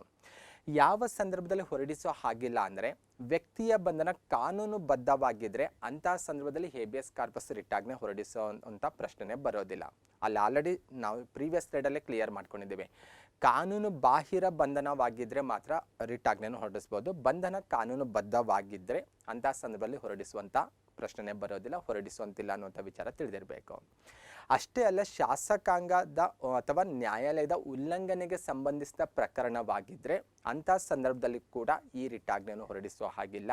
ಮತ್ತು ಬಂಧನ ಕೋರ್ಟ್ನ ಕ್ಷೇತ್ರ ವ್ಯಾಪ್ತಿಯ ಆಚೆಗೆ ನಡೆದಿದ್ದರೆ, ಅಂದರೆ ಫಾರ್ ಎಕ್ಸಾಂಪಲ್ ಒಬ್ಬ ವ್ಯಕ್ತಿ, ಯಾರೋ ಕರ್ನಾಟಕದ ಒಬ್ಬ ವ್ಯಕ್ತಿ, ಬೆಂಗಳೂರಿನ ವ್ಯಕ್ತಿ ಅಸ್ಸಾಮಲ್ಲಿ ಹೋಗಿದ್ದಾನೆ, ಅಸ್ಸಾಂನಲ್ಲಿ ಆತನ ಅಕ್ರಮ ಬಂಧನ ಆಗಿದೆ. ಇಂಥ ಸಂದರ್ಭದಲ್ಲಿ ನಾವು ಕರ್ನಾಟಕ ಹೈಕೋರ್ಟ್ನಲ್ಲಿ ಹೇಬಿಯಸ್ ಕಾರ್ಪಸ್ಗೆ ರಿಟ್ ಅರ್ಜಿ ಆಜ್ಞೆಯನ್ನು ಹೊರಡಿಸಿರಿ ಅಂತ ನಾವು ಅರ್ಜಿ ಸಲ್ಲಿಸೋ ಹಾಗಿಲ್ಲ. ಯಾಕೆಂದರೆ ಆ ಪ್ರಕರಣ ಏನಿದೆ ಅಲ್ವಾ, ಅಕ್ರಮ ಬಂಧನ ಆಗಿರುವಂಥ ಪ್ರಕರಣ ನಡೆದಿರೋದು ಅಸ್ಸಾಂನಲ್ಲಿ. ಕರ್ನಾಟಕ ಹೈಕೋರ್ಟ್ಗೆ ತನ್ನದೇ ಆದಂಥ ಒಂದು ವ್ಯಾಪ್ತಿ ಇರುತ್ತೆ, ಒಂದು ಏರಿಯಾ ಅಂತ ಲಿಮಿಟ್ ಇರುತ್ತೆ ಹೈಕೋರ್ಟ್ಗೆ. ಕರ್ನಾಟಕ ರಾಜ್ಯದಲ್ಲಿ ಎಲ್ಲೇ ಅಕ್ರಮ ಬಂಧನ ಆದರೂ ಕೂಡ ನಾವು ಹೈಕೋರ್ಟ್ನಲ್ಲಿ ಅರ್ಜಿ ಸಲ್ಲಿಸ್ಬೋದು, ಕರ್ನಾಟಕ ಹೈಕೋರ್ಟ್ನಲ್ಲಿ. ಆದರೆ ಬೇರೆ ರಾಜ್ಯದಲ್ಲಿ ನಡೆದಾಗ ನಾವು ನಮ್ಮ ಹೈಕೋರ್ಟ್ನಲ್ಲಿ ಹೇಬಿಯಸ್ ಕಾರ್ಪಸ್ ರಿಟ್ ಆಜ್ಞೆ ಹೊರಡಿಸಲಿಕ್ಕೆ ಅರ್ಜಿ ಸಲ್ಲಿಸೋ ಹಾಗಿಲ್ಲ. ಹಾಗಾಗಿ ಅಂತಹ ಸಂದರ್ಭದಲ್ಲಿ ಇಂತಹ ಒಂದು ಆಜ್ಞೆಯನ್ನು ಹೊರಡಿಸಲಿಕ್ಕೆ ಸಾಧ್ಯ ಇಲ್ಲ. ಆದರೆ ನಾವಿಲ್ಲಿ ಸುಪ್ರೀಂ ಕೋರ್ಟ್ ಬಗ್ಗೆ ಚರ್ಚೆ ಮಾಡ್ತಾ ಇದ್ದೇವೆ. ಸುಪ್ರೀಂ ಕೋರ್ಟ್ ಮತ್ತು ಅಸ್ಸಾಂನಲ್ಲಿ ಬಂಧನಕ್ಕೊಳಗಾದರೂ ಕೂಡ ಸಲ್ಲಿಸ್ಬೋದಲ್ಲ ಅಂದರೆ ಖಂಡಿತ ಸಲ್ಲಿಸ್ಬೋದು. 32 ಆರ್ಟಿಕಲ್ ಅಡಿಯಲ್ಲಿ ಬಂದಾಗ ಕರ್ನಾಟಕದ ವ್ಯಕ್ತಿಗೆ ಅಸ್ಸಾಂನಲ್ಲಿ ಅಕ್ರಮ ಬಂಧನ ಆದಾಗ ಖಂಡಿತ ನಾವು ಅಸ್ಸಾಂ ಹೈಕೋರ್ಟ್ನಲ್ಲೂ ಸಲ್ಲಿಸ್ಬೋದು 226 ಪ್ರಕಾರ. ಆದರೆ 32 ಆರ್ಟಿಕಲ್ ಬಗ್ಗೆ ನಾವಿಲ್ಲಿ ಡಿಸ್ಕಷನ್ ಮಾಡ್ತಾ ಇರೋದ್ರಿಂದ ಖಂಡಿತ ಸುಪ್ರೀಂ ಕೋರ್ಟ್ನಲ್ಲಿ ಅರ್ಜಿ ಸಲ್ಲಿಸ್ಬೋದು. ಸುಪ್ರೀಂ ಕೋರ್ಟ್ನಿಗೂ ಕೂಡ ತನ್ನದೇ ಆದಂಥ ಒಂದು ಏರಿಯಾ ಲಿಮಿಟೇಷನ್ ಇರುತ್ತೆ. ಭಾರತದ ರಾಜ್ಯ ಕ್ಷೇತ್ರವೆಲ್ಲವೂ ಕೂಡ ಸುಪ್ರೀಂ ಕೋರ್ಟ್ನ ವ್ಯಾಪ್ತಿಗೆ ಬರೋದು. ಇನ್ ಕೇಸ್ ಒಂದು ಉದಾಹರಣೆ ನಾನು ಇಲ್ಲಿ ತೆಗೆದುಕೊಳ್ಬೋದು. ಈ ನೀರವ್ ಮೋದಿ ಮತ್ತು ವಿಜಯ್ ಮಲ್ಯ ಬಗ್ಗೆ ಸುಮಾರು ವರ್ಷಗಳಿಂದ ನಾವು ಕೇಳ್ತಾ ಇದ್ದೇವೆ. ಎಲ್ಲೋ ಬೇರೆ ದೇಶದಲ್ಲಿದ್ದಾರೆ, ಅಲ್ಲಿ ಅವರ ಅಕ್ರಮ ಬಂಧನ ಆಯಿತು, ಫಾರ್ ಎಕ್ಸಾಂಪಲ್ ಹೇಳ್ತಾ ಇರೋದು ನಾನು. ಆವಾಗ ಅವ್ರ ಅಕ್ರಮ ಬಂಧನ ಆದಾಗ ಅವ್ರ ಪರವಾಗಿ ಯಾರೋ ಒಬ್ಬ ವ್ಯಕ್ತಿ ಭಾರತದ ಸುಪ್ರೀಂ ಕೋರ್ಟ್ನಲ್ಲಿ ಹೇಬಿಯಸ್ ಕಾರ್ಪಸ್ಗೆ ಅರ್ಜಿ ಸಲ್ಲಿಸೋ ಹಾಗಿಲ್ಲ. ಯಾಕೆಂದರೆ ಅವರ ಅಕ್ರಮ ಬಂಧನ ಆಗಿರೋದು ಆ ದೇಶದಲ್ಲಿ, ಆ ಏರಿಯಾ ಭಾರತದ ಸುಪ್ರೀಂ ಕೋರ್ಟ್ನ ವ್ಯಾಪ್ತಿಯಲ್ಲಿ ಬರೋದಿಲ್ಲ. ಹಾಗಾಗಿ ಪ್ರತಿಯೊಂದು ಕೋರ್ಟ್, ಇವನ್ ಹೈಕೋರ್ಟ್ ಆಗಿರ್ಬೋದು ನಮ್ಮ ದೇಶದಲ್ಲಿ ಬಂದಾಗ, ಅಥವಾ ಸುಪ್ರೀಂ ಕೋರ್ಟ್ ಆಗಿರ್ಬೋದು, ಪ್ರತಿಯೊಂದು ಕೋರ್ಟಿಗೂ ತನ್ನದೇ ಆದಂಥ ಒಂದು ಏರಿಯಾ ಲಿಮಿಟೇಷನ್ ಇರುತ್ತೆ. ಆ ಏರಿಯಾದಲ್ಲಿಯೇ ಈ ಅಕ್ರಮ ಬಂಧನಕ್ಕೆ ರಿಲೇಟೆಡ್ ಆಗಿರುವಂಥ ಪ್ರಕರಣ ನಡೆದಿರಬೇಕು. ಆವಾಗ ಮಾತ್ರ ಹೊರಡಿಸ್ಬೋದು ಅನ್ನುವಂಥ ವಿಚಾರ ಕ್ಲಿಯರ್ ಆಗಿರಬೇಕು. ಓಕೆ, ನೆಕ್ಸ್ಟ್ ಒನ್ ನೋಡ್ತಾ ಹೋದರೆ ಇನ್ನೂ ಕೆಲವೊಂದು ವಿಶೇಷತೆ ಕಾಣ್ಬೋದು. ಸ್ಪೆಷಲಿ ಹೇಬಿಯಸ್ ಕಾರ್ಪಸ್ ಏನಿದೆ ಅಲ್ವಾ, ಇದು ವ್ಯಕ್ತಿ ಸ್ವಾತಂತ್ರ್ಯದ ಪ್ರತೀಕ ಅಂತ ಹೇಳಲಾಗುತ್ತೆ. ಅಂದರೆ ಸಾಕಷ್ಟು ಎಕ್ಸಾಮಲ್ಲಿ ಕೇಳಿದ್ದಾರೆ, ಯಾವ ರಿಟ್ ವ್ಯಕ್ತಿ ಸ್ವಾತಂತ್ರ್ಯದ ಪ್ರತೀಕ ಆಗಿದೆ ಅಂತ ಕೇಳ್ಬೋದು. ಇದು ವ್ಯಕ್ತಿ ಸ್ವಾತಂತ್ರ್ಯದ ಪ್ರತೀಕ ಅಂತ ಈ ರಿಟ್ಟನ್ನು ಗುರುತಿಸಲಾಗುತ್ತೆ. ಇದನ್ನು ಕೂಡ ವಿಶೇಷವಾಗಿ ಸ್ಪೆಷಲಿ ಕಾಂಪಿಟೇಟಿವ್ ಎಕ್ಸಾಮಿಂದ ಹೆಚ್ಚು ಇಂಪಾರ್ಟೆಂಟ್ ಅಂತ ಗಮನಿಸಬೇಕಾಗುತ್ತೆ. ಅದರ ಜೊತೆಗೆ ಈ ರಿಟ್ಟನ್ನು ಸಾರ್ವಜನಿಕ ಪ್ರಾಧಿಕಾರದ ವಿರುದ್ಧ ಹೊರಡಿಸ್ಬೋದು, ಖಾಸಗಿ ವ್ಯಕ್ತಿಗಳ ಕೂಡ ವಿರುದ್ಧವೂ ಕೂಡ ಹೊರಡಿಸ್ಬೋದಾಗಿದೆ. ಇಲ್ಲಿ ಗಮನಿಸಬೇಕು, ಆಲ್ರೆಡಿ ನಾನು ಸ್ಟಾರ್ಟಿಂಗಲ್ಲೇ ಹೇಳಿದೆ, ಅಕ್ರಮ ಬಂಧನ ಸರ್ಕಾರ ಮಾಡಿರ್ಬೋದು, ವಿಚಾರಣಾ ಆಯೋಗ ಮಾಡಿರ್ಬೋದು, ಪೊಲೀಸ್ ಇಲಾಖೆ ಮಾಡಿರ್ಬೋದು, ಆರ್ಮಿ ಮಾಡಿರ್ಬೋದು, ಅಥವಾ ಯಾರಾದರೂ ಒಬ್ಬ ಖಾಸಗಿ ವ್ಯಕ್ತಿ ಕೂಡ ಮಾಡಿರ್ಬೋದು. ಹಾಗಾಗಿ ಇದನ್ನು ಸಾರ್ವಜನಿಕ ಪ್ರಾಧಿಕಾರದ ವಿರುದ್ಧವೂ ಕೂಡ ಹೊರಡಿಸ್ಬೋದು, ಖಾಸಗಿ ವ್ಯಕ್ತಿಗಳ ವಿರುದ್ಧವೂ ಕೂಡ ಹೊರಡಿಸ್ಬೋದಾಗಿದೆ. ಇಷ್ಟು ಬೇಸಿಕ್ ಇನ್ಫಾರ್ಮೇಷನ್ ಹೇಬಿಯಸ್ ಕಾರ್ಪಸ್ಗೆ ರಿಲೇಟೆಡ್ ಆಗಿ ತಿಳಿದಿರಬೇಕು. ನೆಕ್ಸ್ಟ್ ಒನ್ ಎರಡನೇ ರಿಟ್ ಅಂದರೆ ಮ್ಯಾಂಡಮಸ್. ಮ್ಯಾಂಡಮಸ್ ಅಂದರೆ ಪರಮಾದೇಶ ಅಂತ ಹೇಳ್ಬೋದು ನಾವು ಕನ್ನಡದಲ್ಲಿ ಬೇಕಾದರೆ. ಇದರ ಅರ್ಥ ನೋಡೋದಾದರೆ ವಿ ಕಮಾಂಡ್, ವಿ ಆರ್ಡರ್ ಅಂತ ಹೇಳ್ಬೋದು. ನಾವು ಆಜ್ಞಾಪಿಸ್ತೇವೆ, ನಾವು ಆಜ್ಞೆ ಮಾಡ್ತಾ ಇದ್ದೇವೆ ಅನ್ನುವಂಥ ಅರ್ಥವನ್ನು ಕೊಡುವಂಥ ಒಂದು ವರ್ಡ್ ಇದಾಗಿದೆ. ಯಾರ ವಿರುದ್ಧ ಹೊರಡಿಸ್ಬೋದು ಅಂತ ನೋಡ್ತಾ ಹೋದರೆ ಇದನ್ನು ಕೂಡ ಸರ್ಕಾರದ ವಿರುದ್ಧ ಹೊರಡಿಸ್ಬೋದು, ಸಾರ್ವಜನಿಕ ಸಂಸ್ಥೆಗಳ ವಿರುದ್ಧ ಹೊರಡಿಸ್ಬೋದು, ನಿಗಮಗಳ ವಿರುದ್ಧ ಹೊರಡಿಸ್ಬೋದು, ಕೆಳ ನ್ಯಾಯಾಲಯಗಳ ವಿರುದ್ಧವೂ ಕೂಡ ಈ ಆಜ್ಞೆಯನ್ನು ಅಥವಾ ಈ ರಿಟ್ಟನ್ನು ಹೊರಡಿಸ್ಬೋದಾಗಿದೆ. ಹಾಗಾದರೆ ಡೌಟ್ ಬರ್ತಾ ಇರುತ್ತೆ, ಯಾವ ಸಂದರ್ಭದಲ್ಲಿ ಹೊರಡಿಸ್ಬೋದು ಇದನ್ನು ಅಂತ.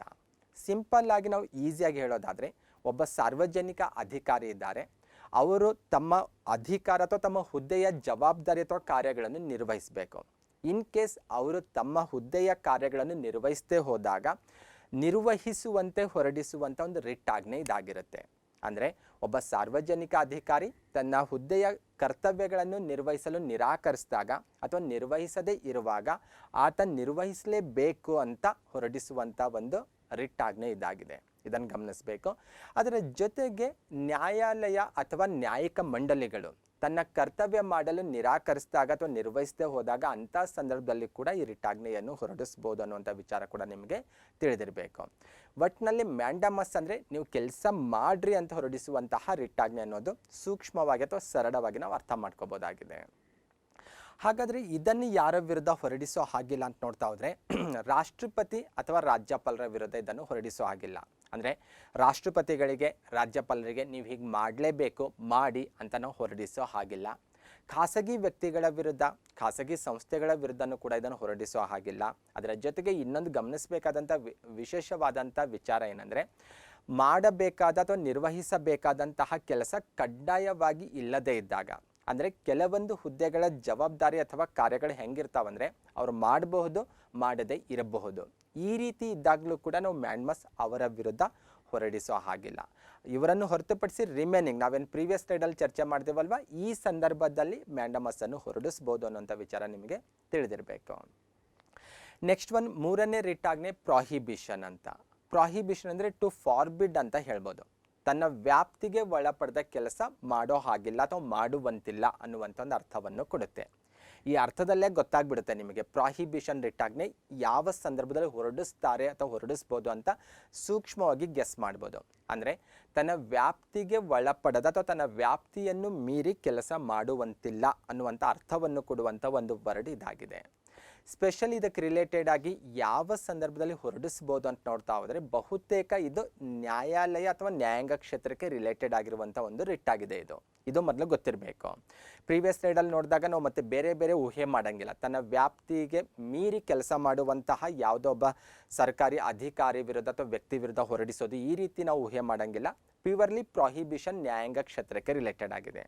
ಓಕೆ, ಬನ್ನಿ ಕೆಲವೊಂದು ಪಾಯಿಂಟ್ಸ್ ನೋಡ್ತಾ ಹೋದರೆ ನಿಮಗೆ ಕ್ಲಿಯರ್ ಆಗುತ್ತೆ ವಿಚಾರ ಏನನ್ನೋದು. ಫಸ್ಟ್ ಆಫ್ ಆಲ್ ಯಾವ ಸಂದರ್ಭದಲ್ಲಿ ಹೊರಡಿಸ್ಬೋದು ಅಂತ ನೋಡ್ತಾ ಹೋದರೆ, ಕೆಳಗಿನ ನ್ಯಾಯಾಲಯಗಳು ತಮ್ಮ ಅಧಿಕಾರ ವ್ಯಾಪ್ತಿಯನ್ನು ಮೀರಿ ಯಾವುದಾದ್ರೂ ಒಂದು ಪ್ರಕರಣದ ವಿಚಾರಣೆ ನಡೆಸುತ್ತಿದ್ದರೆ ಅಂಥ ಸಂದರ್ಭದಲ್ಲಿ ಈ ರಿಟ್ ಆಜ್ಞೆಯನ್ನು ಹೊರಡಿಸ್ಬೋದು. ಪ್ರಾಹಿಬಿಷನ್ ಅಂದರೆ ನಿಷೇಧಾಜ್ಞೆ ಅಂತ ಹೇಳ್ಬೋದು. ನೀವು ಅಲ್ಲಿಗೆ ಆ ಕಾರ್ಯವನ್ನು ಸ್ಟಾಪ್ ಮಾಡಬೇಕು ಅಂತ.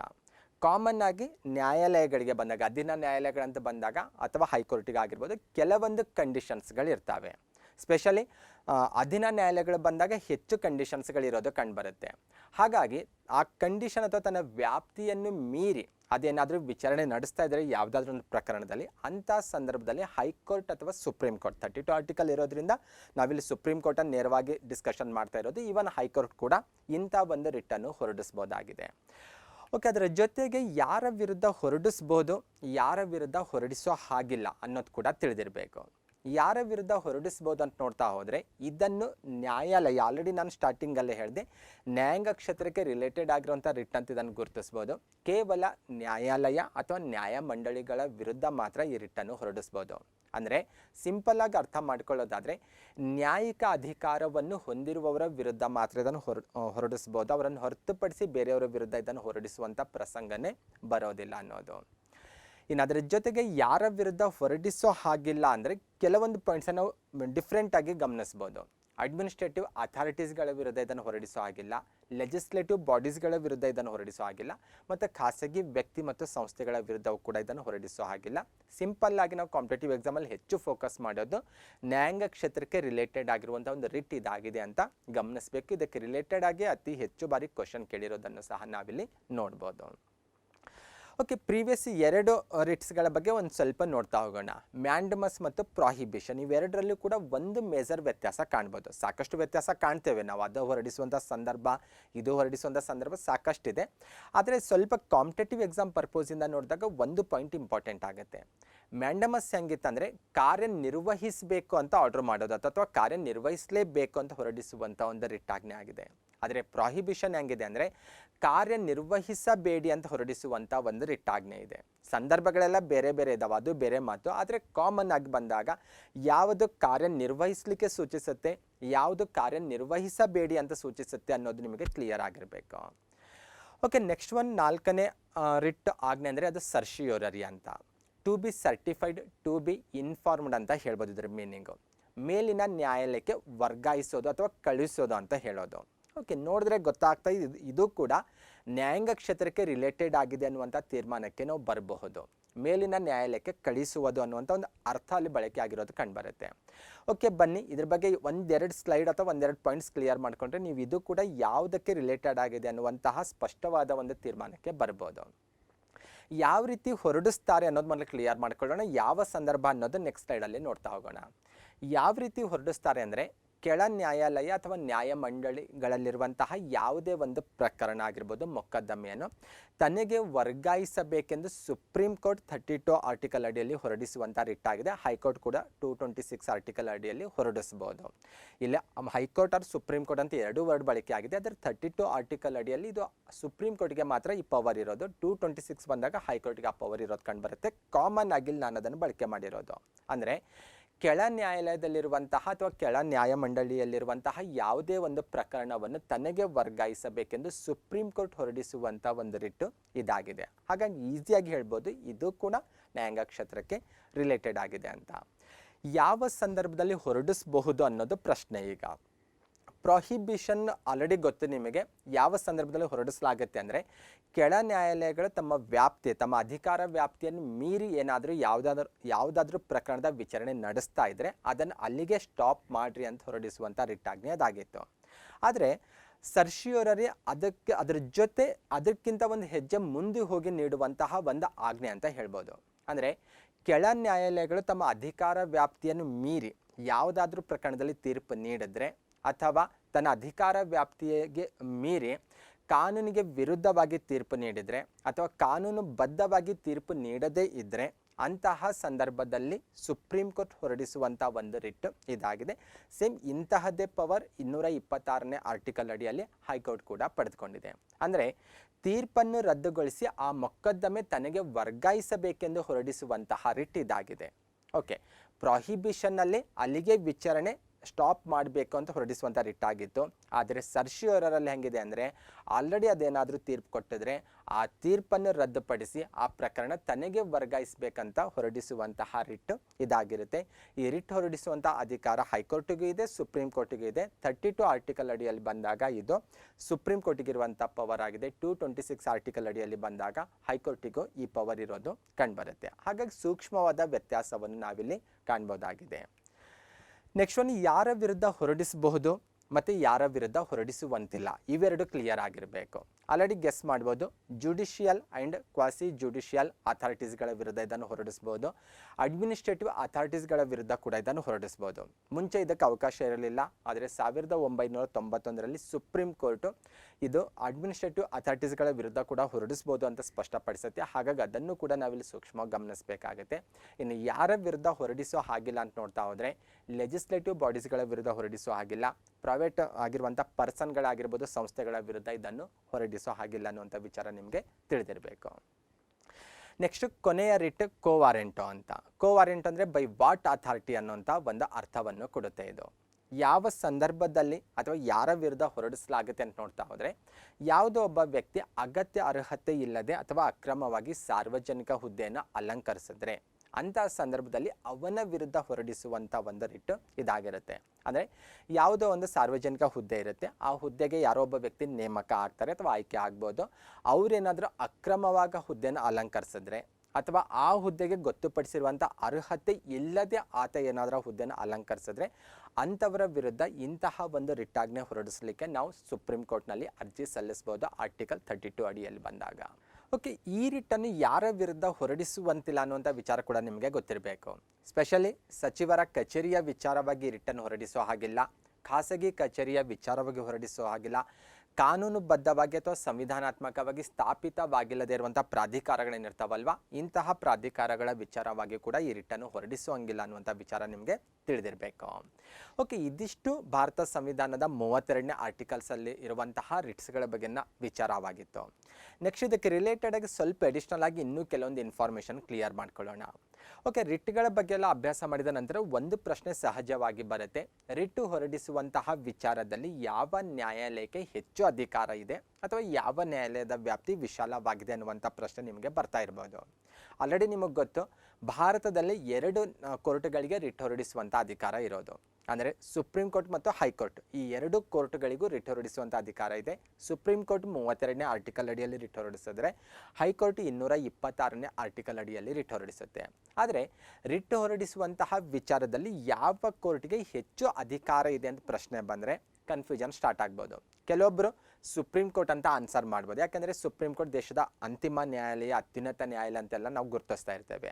ಆದರೆ ಆ ದೃಷ್ಟಿಕೋನದಿಂದ ಈ ಪ್ರಶ್ನೆಗೆ ಆನ್ಸರ್ ಮಾಡಿದ್ರೆ ಆ ಆನ್ಸರ್ ಖಂಡಿತ ತಪ್ಪಾಗಿಬಿಡುತ್ತೆ. ಈ ಪ್ರಶ್ನೆಗೆ ನಾವು ಎಕ್ಸಾಕ್ಟಾಗಿ ಒಂದೇ ಆ್ಯಂಗಲಲ್ಲಿ ಆನ್ಸರ್ ಮಾಡೋದು ಕಷ್ಟ ಆಗುತ್ತೆ. ಇದನ್ನು ನಾವು 2 ಆ್ಯಂಗಲಲ್ಲಿ ನೋಡಬೇಕಾಗುತ್ತೆ. ಓಕೆ, ಬನ್ನಿ ಅದಕ್ಕೆ ರಿಲೇಟೆಡ್ ಕೆಲವೊಂದು ಇನ್ಫಾರ್ಮೇಷನ್ ಕ್ಲಿಯರ್ ಮಾಡ್ಕೊಳ್ಳೋಣ. ಮೊದಲನೇದಾಗಿ ಸುಪ್ರೀಂ ಕೋರ್ಟ್ಗೆ ರಿಲೇಟೆಡ್ ಕೆಲವೊಂದು ಇನ್ಫಾರ್ಮೇಷನ್ ನೋಡೋಣ. ಈ 3 ಪಾಯಿಂಟ್ಸ್ಗಳಿಂದ ಆ ಪ್ರೀವಿಯಸ್ಸಲ್ಲಿ ಏನು ಕ್ವಶನ್ ಇತ್ತಲ್ವ ಸ್ಲೈಡಲ್ಲಿ, ಆ ಕ್ವಶನ್ಗೆ ನಾವು ಆನ್ಸರನ್ನು ಐಡೆಂಟಿಫೈ ಮಾಡ್ಕೋಬೋದು. 32ನೇ ವಿಧಿಯ ಪ್ರಕಾರ ಮೂಲಭೂತ ಹಕ್ಕುಗಳಿಗೆ ಧಕ್ಕೆ ಆದಾಗ ನಾವು ಸುಪ್ರೀಂ ಕೋರ್ಟ್ನಿಗೆ ಮನವಿ ಸಲ್ಲಿಸ್ಬೋದು ಅಂತ ಆಲ್ರೆಡಿ ನಾವು 32 ಕ್ಲಾಸ್ 2ದಲ್ಲಿ ಕೂಡ ಡಿಸ್ಕಷನ್ ಮಾಡಿದ್ದೇವೆ. 32 ಕ್ಲಾಸ್ 1ಅಲ್ಲಿ ಡಿಸ್ಕಷನ್ ಮಾಡಿದ್ದೇವೆ, 32 ಕ್ಲಾಸ್ 2ರಲ್ಲಿ ಅದು ರಿಟ್ ಹೊರಡಿಸುತ್ತೆ ಅನ್ನುವಂಥ ವಿಚಾರ ಡಿಸ್ಕಷನ್ ಮಾಡಿದ್ದೇವೆ. ಸುಪ್ರೀಂ ಕೋರ್ಟ್ 32ನೇ ಆರ್ಟಿಕಲ್ ಅಡಿಯಲ್ಲಿ ಮೂಲಭೂತ ಹಕ್ಕುಗಳ ಅನುಷ್ಠಾನಕ್ಕಾಗಿ ಮಾತ್ರ ರಿಟ್ ಆಜ್ಞೆ ಹೊರಡಿಸ್ಬೋದು. ಮೂಲಭೂತ ಹಕ್ಕುಗಳನ್ನು ಹೊರತುಪಡಿಸಿ ಇತರೆ ಹಕ್ಕುಗಳು ಕೂಡ ಸಂವಿಧಾನ ನಮಗೆ ನೀಡಿದೆ. ಆ ಹಕ್ಕುಗಳ ಅನುಷ್ಠಾನಕ್ಕಾಗಿ ರಿಟ್ ಹೊರಡಿಸುವಂಥ ಅಧಿಕಾರ ಸುಪ್ರೀಂ ಕೋರ್ಟ್ಗೆ ಇಲ್ಲ ಅನ್ನುವಂಥ ವಿಚಾರ ನಿಮಗೆ ತಿಳಿದಿರಬೇಕು. ಅಂದರೆ ಸುಪ್ರೀಂ ಕೋರ್ಟ್ ರಿಟ್ ಹೊರಡಿಸುವಂಥ ಅಧಿಕಾರ ಮೂಲಭೂತ ಹಕ್ಕುಗಳ ಅನುಷ್ಠಾನಕ್ಕಾಗಿ ಮಾತ್ರ ಅನ್ನುವಂಥ ವಿಚಾರ ಭಾಳ ಇಂಪಾರ್ಟೆಂಟ್ ಆಗಿ ಗಮನಿಸಬೇಕಾಗುತ್ತೆ. ಸೆಕೆಂಡ್ ಒನ್ ನೋಡ್ತಾ ಹೋಗೋಣ. ಸುಪ್ರೀಂ ಕೋರ್ಟ್ ಇಡೀ ಭಾರತದ ಭೂಪ್ರದೇಶ, ರಾಜ್ಯ ಕ್ಷೇತ್ರ ಅಂತ ಏನು ಗುರುತಿಸ್ತೇವಲ್ವಾ, ಭಾರತದ ರಾಜ್ಯ ಕ್ಷೇತ್ರಕ್ಕೆ ರಿಲೇಟೆಡ್ ಆಗಿ ವ್ಯಕ್ತಿ ಅಥವಾ ಸರ್ಕಾರದ ವಿರುದ್ಧ ಈ ರಿಟ್ಟನ್ನು ಹೊರಡಿಸ್ಬೋದು. ಅಂದರೆ ಇದು ಹೊರಡಿಸುವಂಥ ರಿಟ್ ಹೆಂಗಿರುತ್ತೆ ಅಂದರೆ ಇಡೀ ಭಾರತದ ರಾಜ್ಯ ಕ್ಷೇತ್ರಕ್ಕೆ ರಿಲೇಟೆಡ್ ಆಗಿದ್ದು ಹೊರಡಿಸುವಂಥ ಪವರ್ ಪಡೆದುಕೊಂಡಿದೆ. ಇನ್ ಥರ್ಡ್ ಒನ್ ಪಾಯಿಂಟ್ ಏನಿದೆ ಅಂದರೆ ಸುಪ್ರೀಂ ಕೋರ್ಟ್ ರಿಟ್ ಹೊರಡಿಸುವಂಥ ಅಧಿಕಾರ ನಿರಾಕರಿಸುವಂತಿಲ್ಲ. ಓಕೆ, ಇದನ್ನು ಬಹಳ ವಿಶೇಷವಾಗಿ ಗಮನಿಸಬೇಕು. ಫಾರ್ ಎಕ್ಸಾಂಪಲ್, ಯಾವುದೋ ಒಬ್ಬ ವ್ಯಕ್ತಿ ಅಕ್ರಮವಾಗಿ ಬಂಧನಕ್ಕೆ ಒಳಗಾಗಿದ್ದಾನಂತ ಇಟ್ಕೊಳ್ಳೋಣ ನಾವು. ಅಂಥ ಸಂದರ್ಭದಲ್ಲಿ ನಾವು ಹೇಬಿಯಸ್ ಕಾರ್ಪಸ್ಗೆ ಅರ್ಜಿಯನ್ನು ಸಲ್ಲಿಸ್ತೇವೆ. ಆರ್ಟಿಕಲ್ 32 ಅಡಿಯಲ್ಲಿ ನಾವು ಸುಪ್ರೀಂ ಕೋರ್ಟ್ನಲ್ಲಿ ಅರ್ಜಿ ಸಲ್ಲಿಸುವಾಗ ಸುಪ್ರೀಂ ಕೋರ್ಟ್ ಕಡ್ಡಾಯವಾಗಿ ಆ ಅರ್ಜಿಯನ್ನು ಸ್ವೀಕರಿಸಲೇಬೇಕು, ಅದರದ್ದು ವಿಚಾರಣೆ ಮಾಡಲೇಬೇಕು. ಆಮೇಲೆ ಆತನ ಬಂಧನ ಕಾನೂನುಬದ್ಧವಾಗಿದೆನಾ ಕಾನೂನುಬದ್ಧವಾಗಿಲ್ಲ ಅನ್ನೋದು ಆಮೇಲೆ ಅದು ವಿಚಾರಣೆ ಹಂತದಲ್ಲಿ ಗೊತ್ತಾಗ್ಬಿಡೋದು. ಆದರೆ ಅರ್ಜಿಯನ್ನು ಸ್ವೀಕರಿಸಲೇಬೇಕು, ಅದನ್ನು ವಿಚಾರಣೆ ಮಾಡಲೇಬೇಕು. ಯಾವುದೇ ಕಾರಣಕ್ಕೂ ಸುಪ್ರೀಂ ಕೋರ್ಟ್ ನಿರಾಕರಿಸೋ ಹಾಗಿಲ್ಲ. ಯಾಕೆ ನಿರಾಕರಿಸೋ ಹಾಗಿಲ್ಲ ಅಂತ ನೋಡ್ತಾ ಹೋದರೆ, ಸುಪ್ರೀಂ ಕೋರ್ಟಲ್ಲಿ ನಾವು ಮನವಿ ಸಲ್ಲಿಸ್ತಾ ಇದ್ದೇವಲ್ವಾ, ಇದು ಆರ್ಟಿಕಲ್ 32 ಅಡಿಯಲ್ಲಿ ನಾವು ಮನವಿ ಸಲ್ಲಿಸ್ತಾ ಇರೋದು. ಆರ್ಟಿಕಲ್ 32 ಬರೋದು ಭಾರತ ಸಂವಿಧಾನದ 3ನೇ ಭಾಗದಲ್ಲಿ. ಭಾರತ ಸಂವಿಧಾನದ 3ನೇ ಭಾಗದಲ್ಲಿ ಬರುವಂತಹ ಆರ್ಟಿಕಲ್ 32 ಸಂವಿಧಾನಾತ್ಮಕ ಪರಿಹಾರೋಪಾಯಗಳ ಹಕ್ಕನ್ನು ನಮಗೆ ಮೂಲಭೂತ ಹಕ್ಕಾಗಿ ನೀಡಿದೆ. ಹಾಗಾಗಿ ಸುಪ್ರೀಂ ಕೋರ್ಟ್ ಯಾವುದೇ ಕಾರಣಕ್ಕೂ ಈ ಅರ್ಜಿಯನ್ನು ಸ್ವೀಕರಿಸಲಿಕ್ಕೆ ನಿರಾಕರಿಸೋ ಹಾಗಿಲ್ಲ ಅನ್ನುವಂಥ ವಿಚಾರ ನಿಮಗೆ ತಿಳಿದಿರಬೇಕು. ಒಂದು ವೇಳೆ ವ್ಯಕ್ತಿಯ ಬಂಧನ ಅಕ್ರಮವಾಗಿದ್ದರೆ ಅದು ರಿಟ್ ಹೊರಡಿಸಲೇಬೇಕನ್ನುವಂಥ ವಿಚಾರ ಕೂಡ ನಿಮಗೆ ತಿಳಿದಿರಬೇಕು. ಅದ್ರ ಜೊತೆ ಇನ್ನಿತರ ರಿಟ್ಸ್ಗಳು ಕೂಡ ಅದು ಹೊರಡಿಸಲೇಬೇಕು. ಅದಕ್ಕಿರುವಂಥ ಕಂಡೀಷನ್ಸ್ಗಳನ್ನು ಅಪ್ಲೈ ಆಗ್ತವೆ. ಇಲ್ಲಿ ನಾವು ಅರ್ಜಿ ಸಲ್ಲಿಸಿದ ತಕ್ಷಣಕ್ಕೆ ರಿಟ್ ಹೊರಡಿಸ್ತಾರೆ ಅನ್ನುವಂಥ ಊಹೆ ಅಥವಾ ತೀರ್ಮಾನಕ್ಕೂ ಕೂಡ ನಾವು ಬರಬಾರ್ದು ಯಾವುದೇ ಕಾರಣಕ್ಕೂ. ಇನ್ನು ಹೈಕೋರ್ಟ್ ವಿಚಾರಕ್ಕೆ ಬರೋಣ. ಹೈಕೋರ್ಟ್ ನಿಮಗೆಲ್ಲ ಗೊತ್ತಿರುವ ಹಾಗೆ 226ನೇ ಆರ್ಟಿಕಲ್ ಅಡಿಯಲ್ಲಿ ರಿಟ್ ಹೊರಡಿಸುತ್ತೆ. ಆದರೆ ಹೈಕೋರ್ಟು ಮೂಲಭೂತ ಹಕ್ಕುಗಳ ಜೊತೆಗೆ ಇತರೆ ಹಕ್ಕುಗಳ ಅನುಷ್ಠಾನಕ್ಕಾಗಿಯೂ ಕೂಡ ಅದು ರಿಟ್ ಹೊರಡಿಸಬಹುದು. ಇದು ಗಮನಿಸಬೇಕು. ಸುಪ್ರೀಂ ಕೋರ್ಟು ಕೇವಲ ಮೂಲಭೂತ ಹಕ್ಕುಗಳ ಅನುಷ್ಠಾನಕ್ಕಾಗಿ ಮಾತ್ರ ರಿಟ್ ಹೊರಡಿಸ್ಬೋದಾಗಿತ್ತು. ಆದರೆ ಹೈಕೋರ್ಟು ಮೂಲಭೂತ ಹಕ್ಕುಗಳ ಜೊತೆಗೆ ಇತರೆ ಹಕ್ಕುಗಳ ಅನುಷ್ಠಾನಕ್ಕಾಗಿಯೂ ಕೂಡ ರಿಟ್ ಹೊರಡಿಸ್ಬೋದಾಗಿದೆ. ಹಾಗಾಗಿ ಈ ವಿಷಯವಾರನ್ನು ತೆಗೆದುಕೊಂಡಾಗ ಎಲ್ಲೋ ಹೈಕೋರ್ಟಿಗೆ ಸುಪ್ರೀಂ ಕೋರ್ಟ್ಗಿಂತ ಹೆಚ್ಚು ಪವರ್ ಇರೋದು ಕಂಡುಬರುತ್ತೆ. ನೆಕ್ಸ್ಟ್ ನೋಡೋಣ, ಏರಿಯಾ ವೈಸ್ ತೆಗೆದುಕೊಂಡಾಗ ಹೈಕೋರ್ಟ್ ತನ್ನ ಪ್ರಾದೇಶಿಕ ವ್ಯಾಪ್ತಿಯಲ್ಲಿರುವಂಥ ವ್ಯಕ್ತಿ ಅಥವಾ ಸರ್ಕಾರದ ವಿರುದ್ಧ ಮಾತ್ರ ರಿಟ್ಟನ್ನು ಹೊರಡಿಸ್ಬೋದು. ಇದು ಗಮನಿಸಬೇಕು. ಅಂದರೆ ಫಾರ್ ಎಕ್ಸಾಂಪಲ್ ಕರ್ನಾಟಕ ಹೈಕೋರ್ಟ್ ಕರ್ನಾಟಕಕ್ಕೆ ರಿಲೇಟೆಡ್ ಆಗಿ ಮಾತ್ರ ರಿಟ್ ಹೊರಡಿಸ್ಬೋದು. ಆಂಧ್ರ ಪ್ರದೇಶ ಅಥವಾ ಎಲ್ಲೋ ಬೇರೆ ರಾಜ್ಯದಲ್ಲಿ ನಡೆದಿರುವಂಥ ಪ್ರಕರಣಕ್ಕೆ ರಿಲೇಟೆಡ್ ಆಗಿ ರಿಟ್ ಹೊರಡಿಸೋ ಹಾಗಿಲ್ಲ. ಆದರೆ ಸುಪ್ರೀಂ ಕೋರ್ಟು ಇಡೀ ಭಾರತದ ರಾಜ್ಯ ಕ್ಷೇತ್ರದಲ್ಲಿರುವಂಥ ವ್ಯಕ್ತಿ ಸರ್ಕಾರದ ವಿರುದ್ಧ ಹೊರಡಿಸ್ಬೋದು. ಅಂದರೆ ಏರಿಯಾ ಒಂದು ತೆಗೆದುಕೊಂಡಾಗ ಎಲ್ಲ ಸುಪ್ರೀಂ ಕೋರ್ಟ್ ಹೈಕೋರ್ಟ್ಗಿಂತ ಹೆಚ್ಚು ವಿಶಾಲವಾದಂತಹ ವ್ಯಾಪ್ತಿ ಹೊಂದಿರೋದು ಕಂಡುಬರುತ್ತೆ. ನೆಕ್ಸ್ಟ್ ಥರ್ಡ್ ಒಂದು ಪಾಯಿಂಟ್ ನೋಡ್ತಾ ಹೋದರೆ ಹೈಕೋರ್ಟು ರಿಟ್ ಹೊರಡಿಸ್ಬೋದು ಅಥವಾ ಹೊರಡಿಸದೇ ಇರಬಹುದು, ಅದು ಅದರ ವಿವೇಚನೆಗೆ ಬಿಟ್ಟಿರುವಂತಹ ವಿಚಾರ ಅನ್ನೋದು ನಿಮಗೆ ತಿಳಿದಿರಬೇಕು. ಸುಪ್ರೀಂ ಕೋರ್ಟ್ ಯಾವ ರೀತಿ ಇತ್ತಂದರೆ ನಾವು ಅರ್ಜಿ ಸಲ್ಲಿಸಿದಾಗ ಆ ಅರ್ಜಿಯನ್ನು ಸ್ವೀಕರಿಸಲೇಬೇಕಾಗಿತ್ತು, ಅದನ್ನು ವಿಚಾರಣೆಗೆ ತೆಗೆದುಕೊಳ್ಳಲೇಬೇಕಾಗಿತ್ತು. ಆದರೆ ಹೈಕೋರ್ಟು ನಾವು ಅರ್ಜಿಯನ್ನು ಸಲ್ಲಿಸಿದಾಗ ಅದನ್ನು ನಿರಾಕರಿಸ್ಬೋದು, ವಿಚಾರಣೆಗೆ ತೆಗೆದುಕೊಳ್ಳದೇ ಇರ್ಬೋದು, ರಿಟ್ ಹೊರಡಿಸ್ಬೋದು, ಹೊರಡಿಸದೇ ಇರ್ಬೋದು. ಯಾಕೆ ಈ ರೀತಿ ಅಂತ ನೋಡ್ತಾ ಹೋದರೆ ಹೈಕೋರ್ಟ್ 226ನೇ ಆರ್ಟಿಕಲ್ ಅಡಿಯಲ್ಲಿ ರಿಟ್ ಹೊರಡಿಸ್ತಾ ಇದೆ. 226ನೇ ಆರ್ಟಿಕಲ್ಲು 3ನೇ ಭಾಗದಲ್ಲಿ ಬರೋದಿಲ್ಲ, ಅದು ಮೂಲಭೂತ ಹಕ್ಕುಗಳ ಭಾಗದಲ್ಲಿ ಬರೋದಿಲ್ಲ, ಅದು ಮೂಲಭೂತ ಹಕ್ಕಾಗಿ ನಮಗೆ ದೊರಕಿಲ್ಲ ಅನ್ನೋದು ನಮಗೆ ತಿಳಿದಿರಬೇಕು. ಹಾಗಾಗಿ ಹೈಕೋರ್ಟ್ಗೆ ರಿಟ್ ಹೊರಡಿಸೋದು ಕಡ್ಡಾಯವಾಗಿಲ್ಲ, ಅದು ಅದರ ವಿವೇಚನೆಗೆ ಬಿಟ್ಟಿರುವಂಥ ವಿಚಾರ ಅಂತ ನಿಮಗೆ ತಿಳಿದಿರಬೇಕು. ಓಕೆ, ಈ ಬೇಸ್ ಮೇಲೆ ನಾವು ಇವೆ 3 ಪಾಯಿಂಟ್ಸನ್ನು ಹೋಲಿಕೆ ಮಾಡ್ಕೋಬೋದು. ಸುಪ್ರೀಂ ಕೋರ್ಟಿಗೆ ಏನು ಅಧಿಕಾರ ಇದೆ ಈ ವಿಷಯದಲ್ಲಿ, ಹೈಕೋರ್ಟಿಗೆ ಏನು ಅಧಿಕಾರ ಇದೆ ಅಂತ. ಈ ಪಾಯಿಂಟ್ಸ್ಗಳನ್ನು ಹೋಲಿಕೆ ಮೂಲಕ ಏನೋ ಪ್ರೀವಿಯಸ್ 2 ಸ್ಲೈಡಲ್ಲಿ ಡಿಸ್ಕಷನ್ ಮಾಡಿದೆವಲ್ವ, ಆ 2 ಸ್ಲೈಡಲ್ಲಿರುವಂಥ ಪಾಯಿಂಟ್ಸ್ಗಳನ್ನೇ ಇಲ್ಲಿ ನಾನು ಟ್ಯಾಲಿ ಮಾಡ್ತಾ ಇರೋದು. ವಿಡಿಯೋ ಪಾಸ್ ಮಾಡಿ ಬೇಕಾದರೆ ನೀವು ಒನ್ ಟೈಮ್ ಅವನ್ನು ಅಬ್ಸರ್ವ್ ಮಾಡ್ಕೊಳ್ಬೋದು. ಓಕೆ, ಈ ಪಾಯಿಂಟ್ಸನ್ನು ಅಬ್ಸರ್ವ್ ಮಾಡಿದಾಗ ನಾವು ಒಂದು ತೀರ್ಮಾನಕ್ಕೆ ಬರ್ಬೋದು.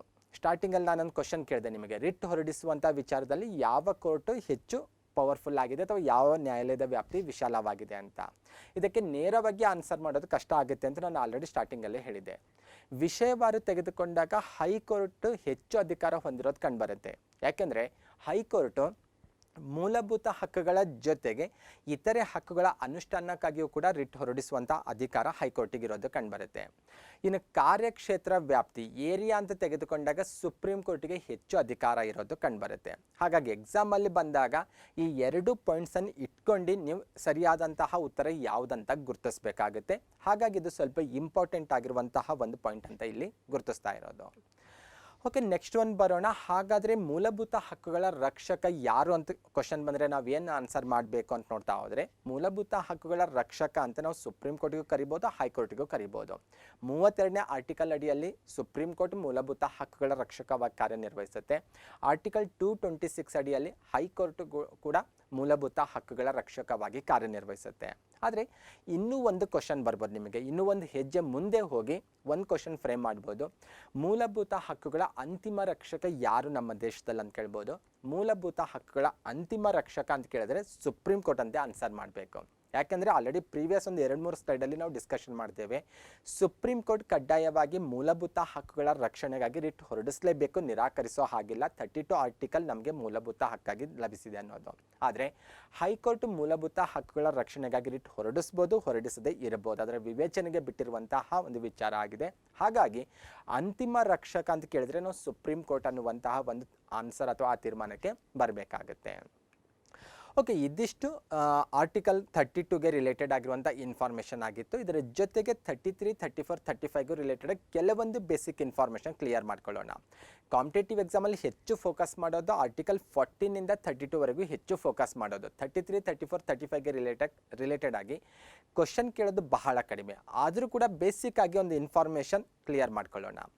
ಆರ್ಟಿಕಲ್ 33 ಯಾವುದಕ್ಕೆ ರಿಲೇಟೆಡ್ ಆಗಿದೆ ಅಂದರೆ ಈ ಸಶಸ್ತ್ರ ಪಡೆಗಳು ಮತ್ತು ಪ್ಯಾರಾಮಿಲಿಟ್ರಿ ಆಗಿರ್ಬೋದು, ಪೊಲೀಸ್ ಪಡೆ ಆಗಿರ್ಬೋದು, ಈ ಗುಪ್ತಚರ ನಿಯೋಗಗಳೇನಿದ್ದಾವಲ್ವ, ಇಂತಹ ಪಡೆಗಳಲ್ಲಿ ನಿಯೋಗಗಳಲ್ಲಿ ಕೆಲಸ ಮಾಡುವಂತಹ ನೌಕರರಿಗೆ ಮೂಲಭೂತ ಹಕ್ಕುಗಳು ಯಾವ ರೀತಿ ಇದ್ದಾವೆ ಅನ್ನೋದನ್ನು ಕ್ಲಿಯರ್ ಮಾಡುತ್ತೆ. ಅಂದರೆ ಇಂತಹ ಪಡೆಗಳಲ್ಲಿ ನಿಯೋಗಗಳಲ್ಲಿ ಕೆಲಸ ಮಾಡುವಂತಹ ನೌಕರರಿಗೆ ಮೂಲಭೂತ ಹಕ್ಕುಗಳನ್ನು ನಿರ್ಬಂಧಿಸುವ ಅಥವಾ ಅಮಾನತುಗೊಳಿಸುವಂಥ ಅಧಿಕಾರ 33 ಆರ್ಟಿಕಲ್ ಅಡಿಯಲ್ಲಿ ಸಂಸತ್ತು ಪಡೆದುಕೊಂಡಿದೆ. ಈ ಅಧಿಕಾರ ರಾಜ್ಯ ಶಾಸನ ಸಭೆಗಳಿಗೆ ಇರೋದಿಲ್ಲ. ಈ ಅಧಿಕಾರ ಕೇವಲ ಭಾರತದ ಪಾರ್ಲಿಮೆಂಟಿಗೆ ಮಾತ್ರ ಇದೆ ಅನ್ನೋದು ಗಮನಿಸಬೇಕು. ಓಕೆ, ಈ ಅಧಿಕಾರ ಬಳಸಿಕೊಂಡು ಪಾರ್ಲಿಮೆಂಟ್ ಆಲ್ರೆಡಿ ಕೆಲವೊಂದು ಕಾಯ್ದೆಗಳನ್ನು ಜಾರಿಗೆ ತಂದಿದೆ. ಕೆಲವೊಂದು ಮಾತ್ರ ನಾನು ಉದಾಹರಣೆ ಸಲುವಾಗಿ ನಿಮಗೆ ಇಲ್ಲಿ ಕೆಲವೊಂದು ಕಾಯ್ದೆಗಳ ಪಟ್ಟಿ ನಿಮಗೆ ನೀಡ್ತಾ ಇರೋದು. ದ ಆರ್ಮಿ ಆ್ಯಕ್ಟ್ ಅಂತಿದೆ, ನೆವಿ ಆ್ಯಕ್ಟ್ ಇದೆ, ಏರ್ಫೋರ್ಸ್ ಆ್ಯಕ್ಟ್ ಅಂತ 1950 ಆ ಸಮಯದಲ್ಲಿ ಜಾರಿಗೆ ತಂದಿರುವಂತಹ ಕೆಲವೊಂದು ಕಾಯ್ದೆಗಳನ್ನು ಕೂಡ ನಮ್ಮ ದೇಶದಲ್ಲಿ ಕಾಣ್ತೇವೆ. ಜಸ್ಟ್ ಉದಾಹರಣೆಗೆ ಮಾತ್ರ ನಾನು ಇಲ್ಲಿ ಬಳಸಿರೋದು 3.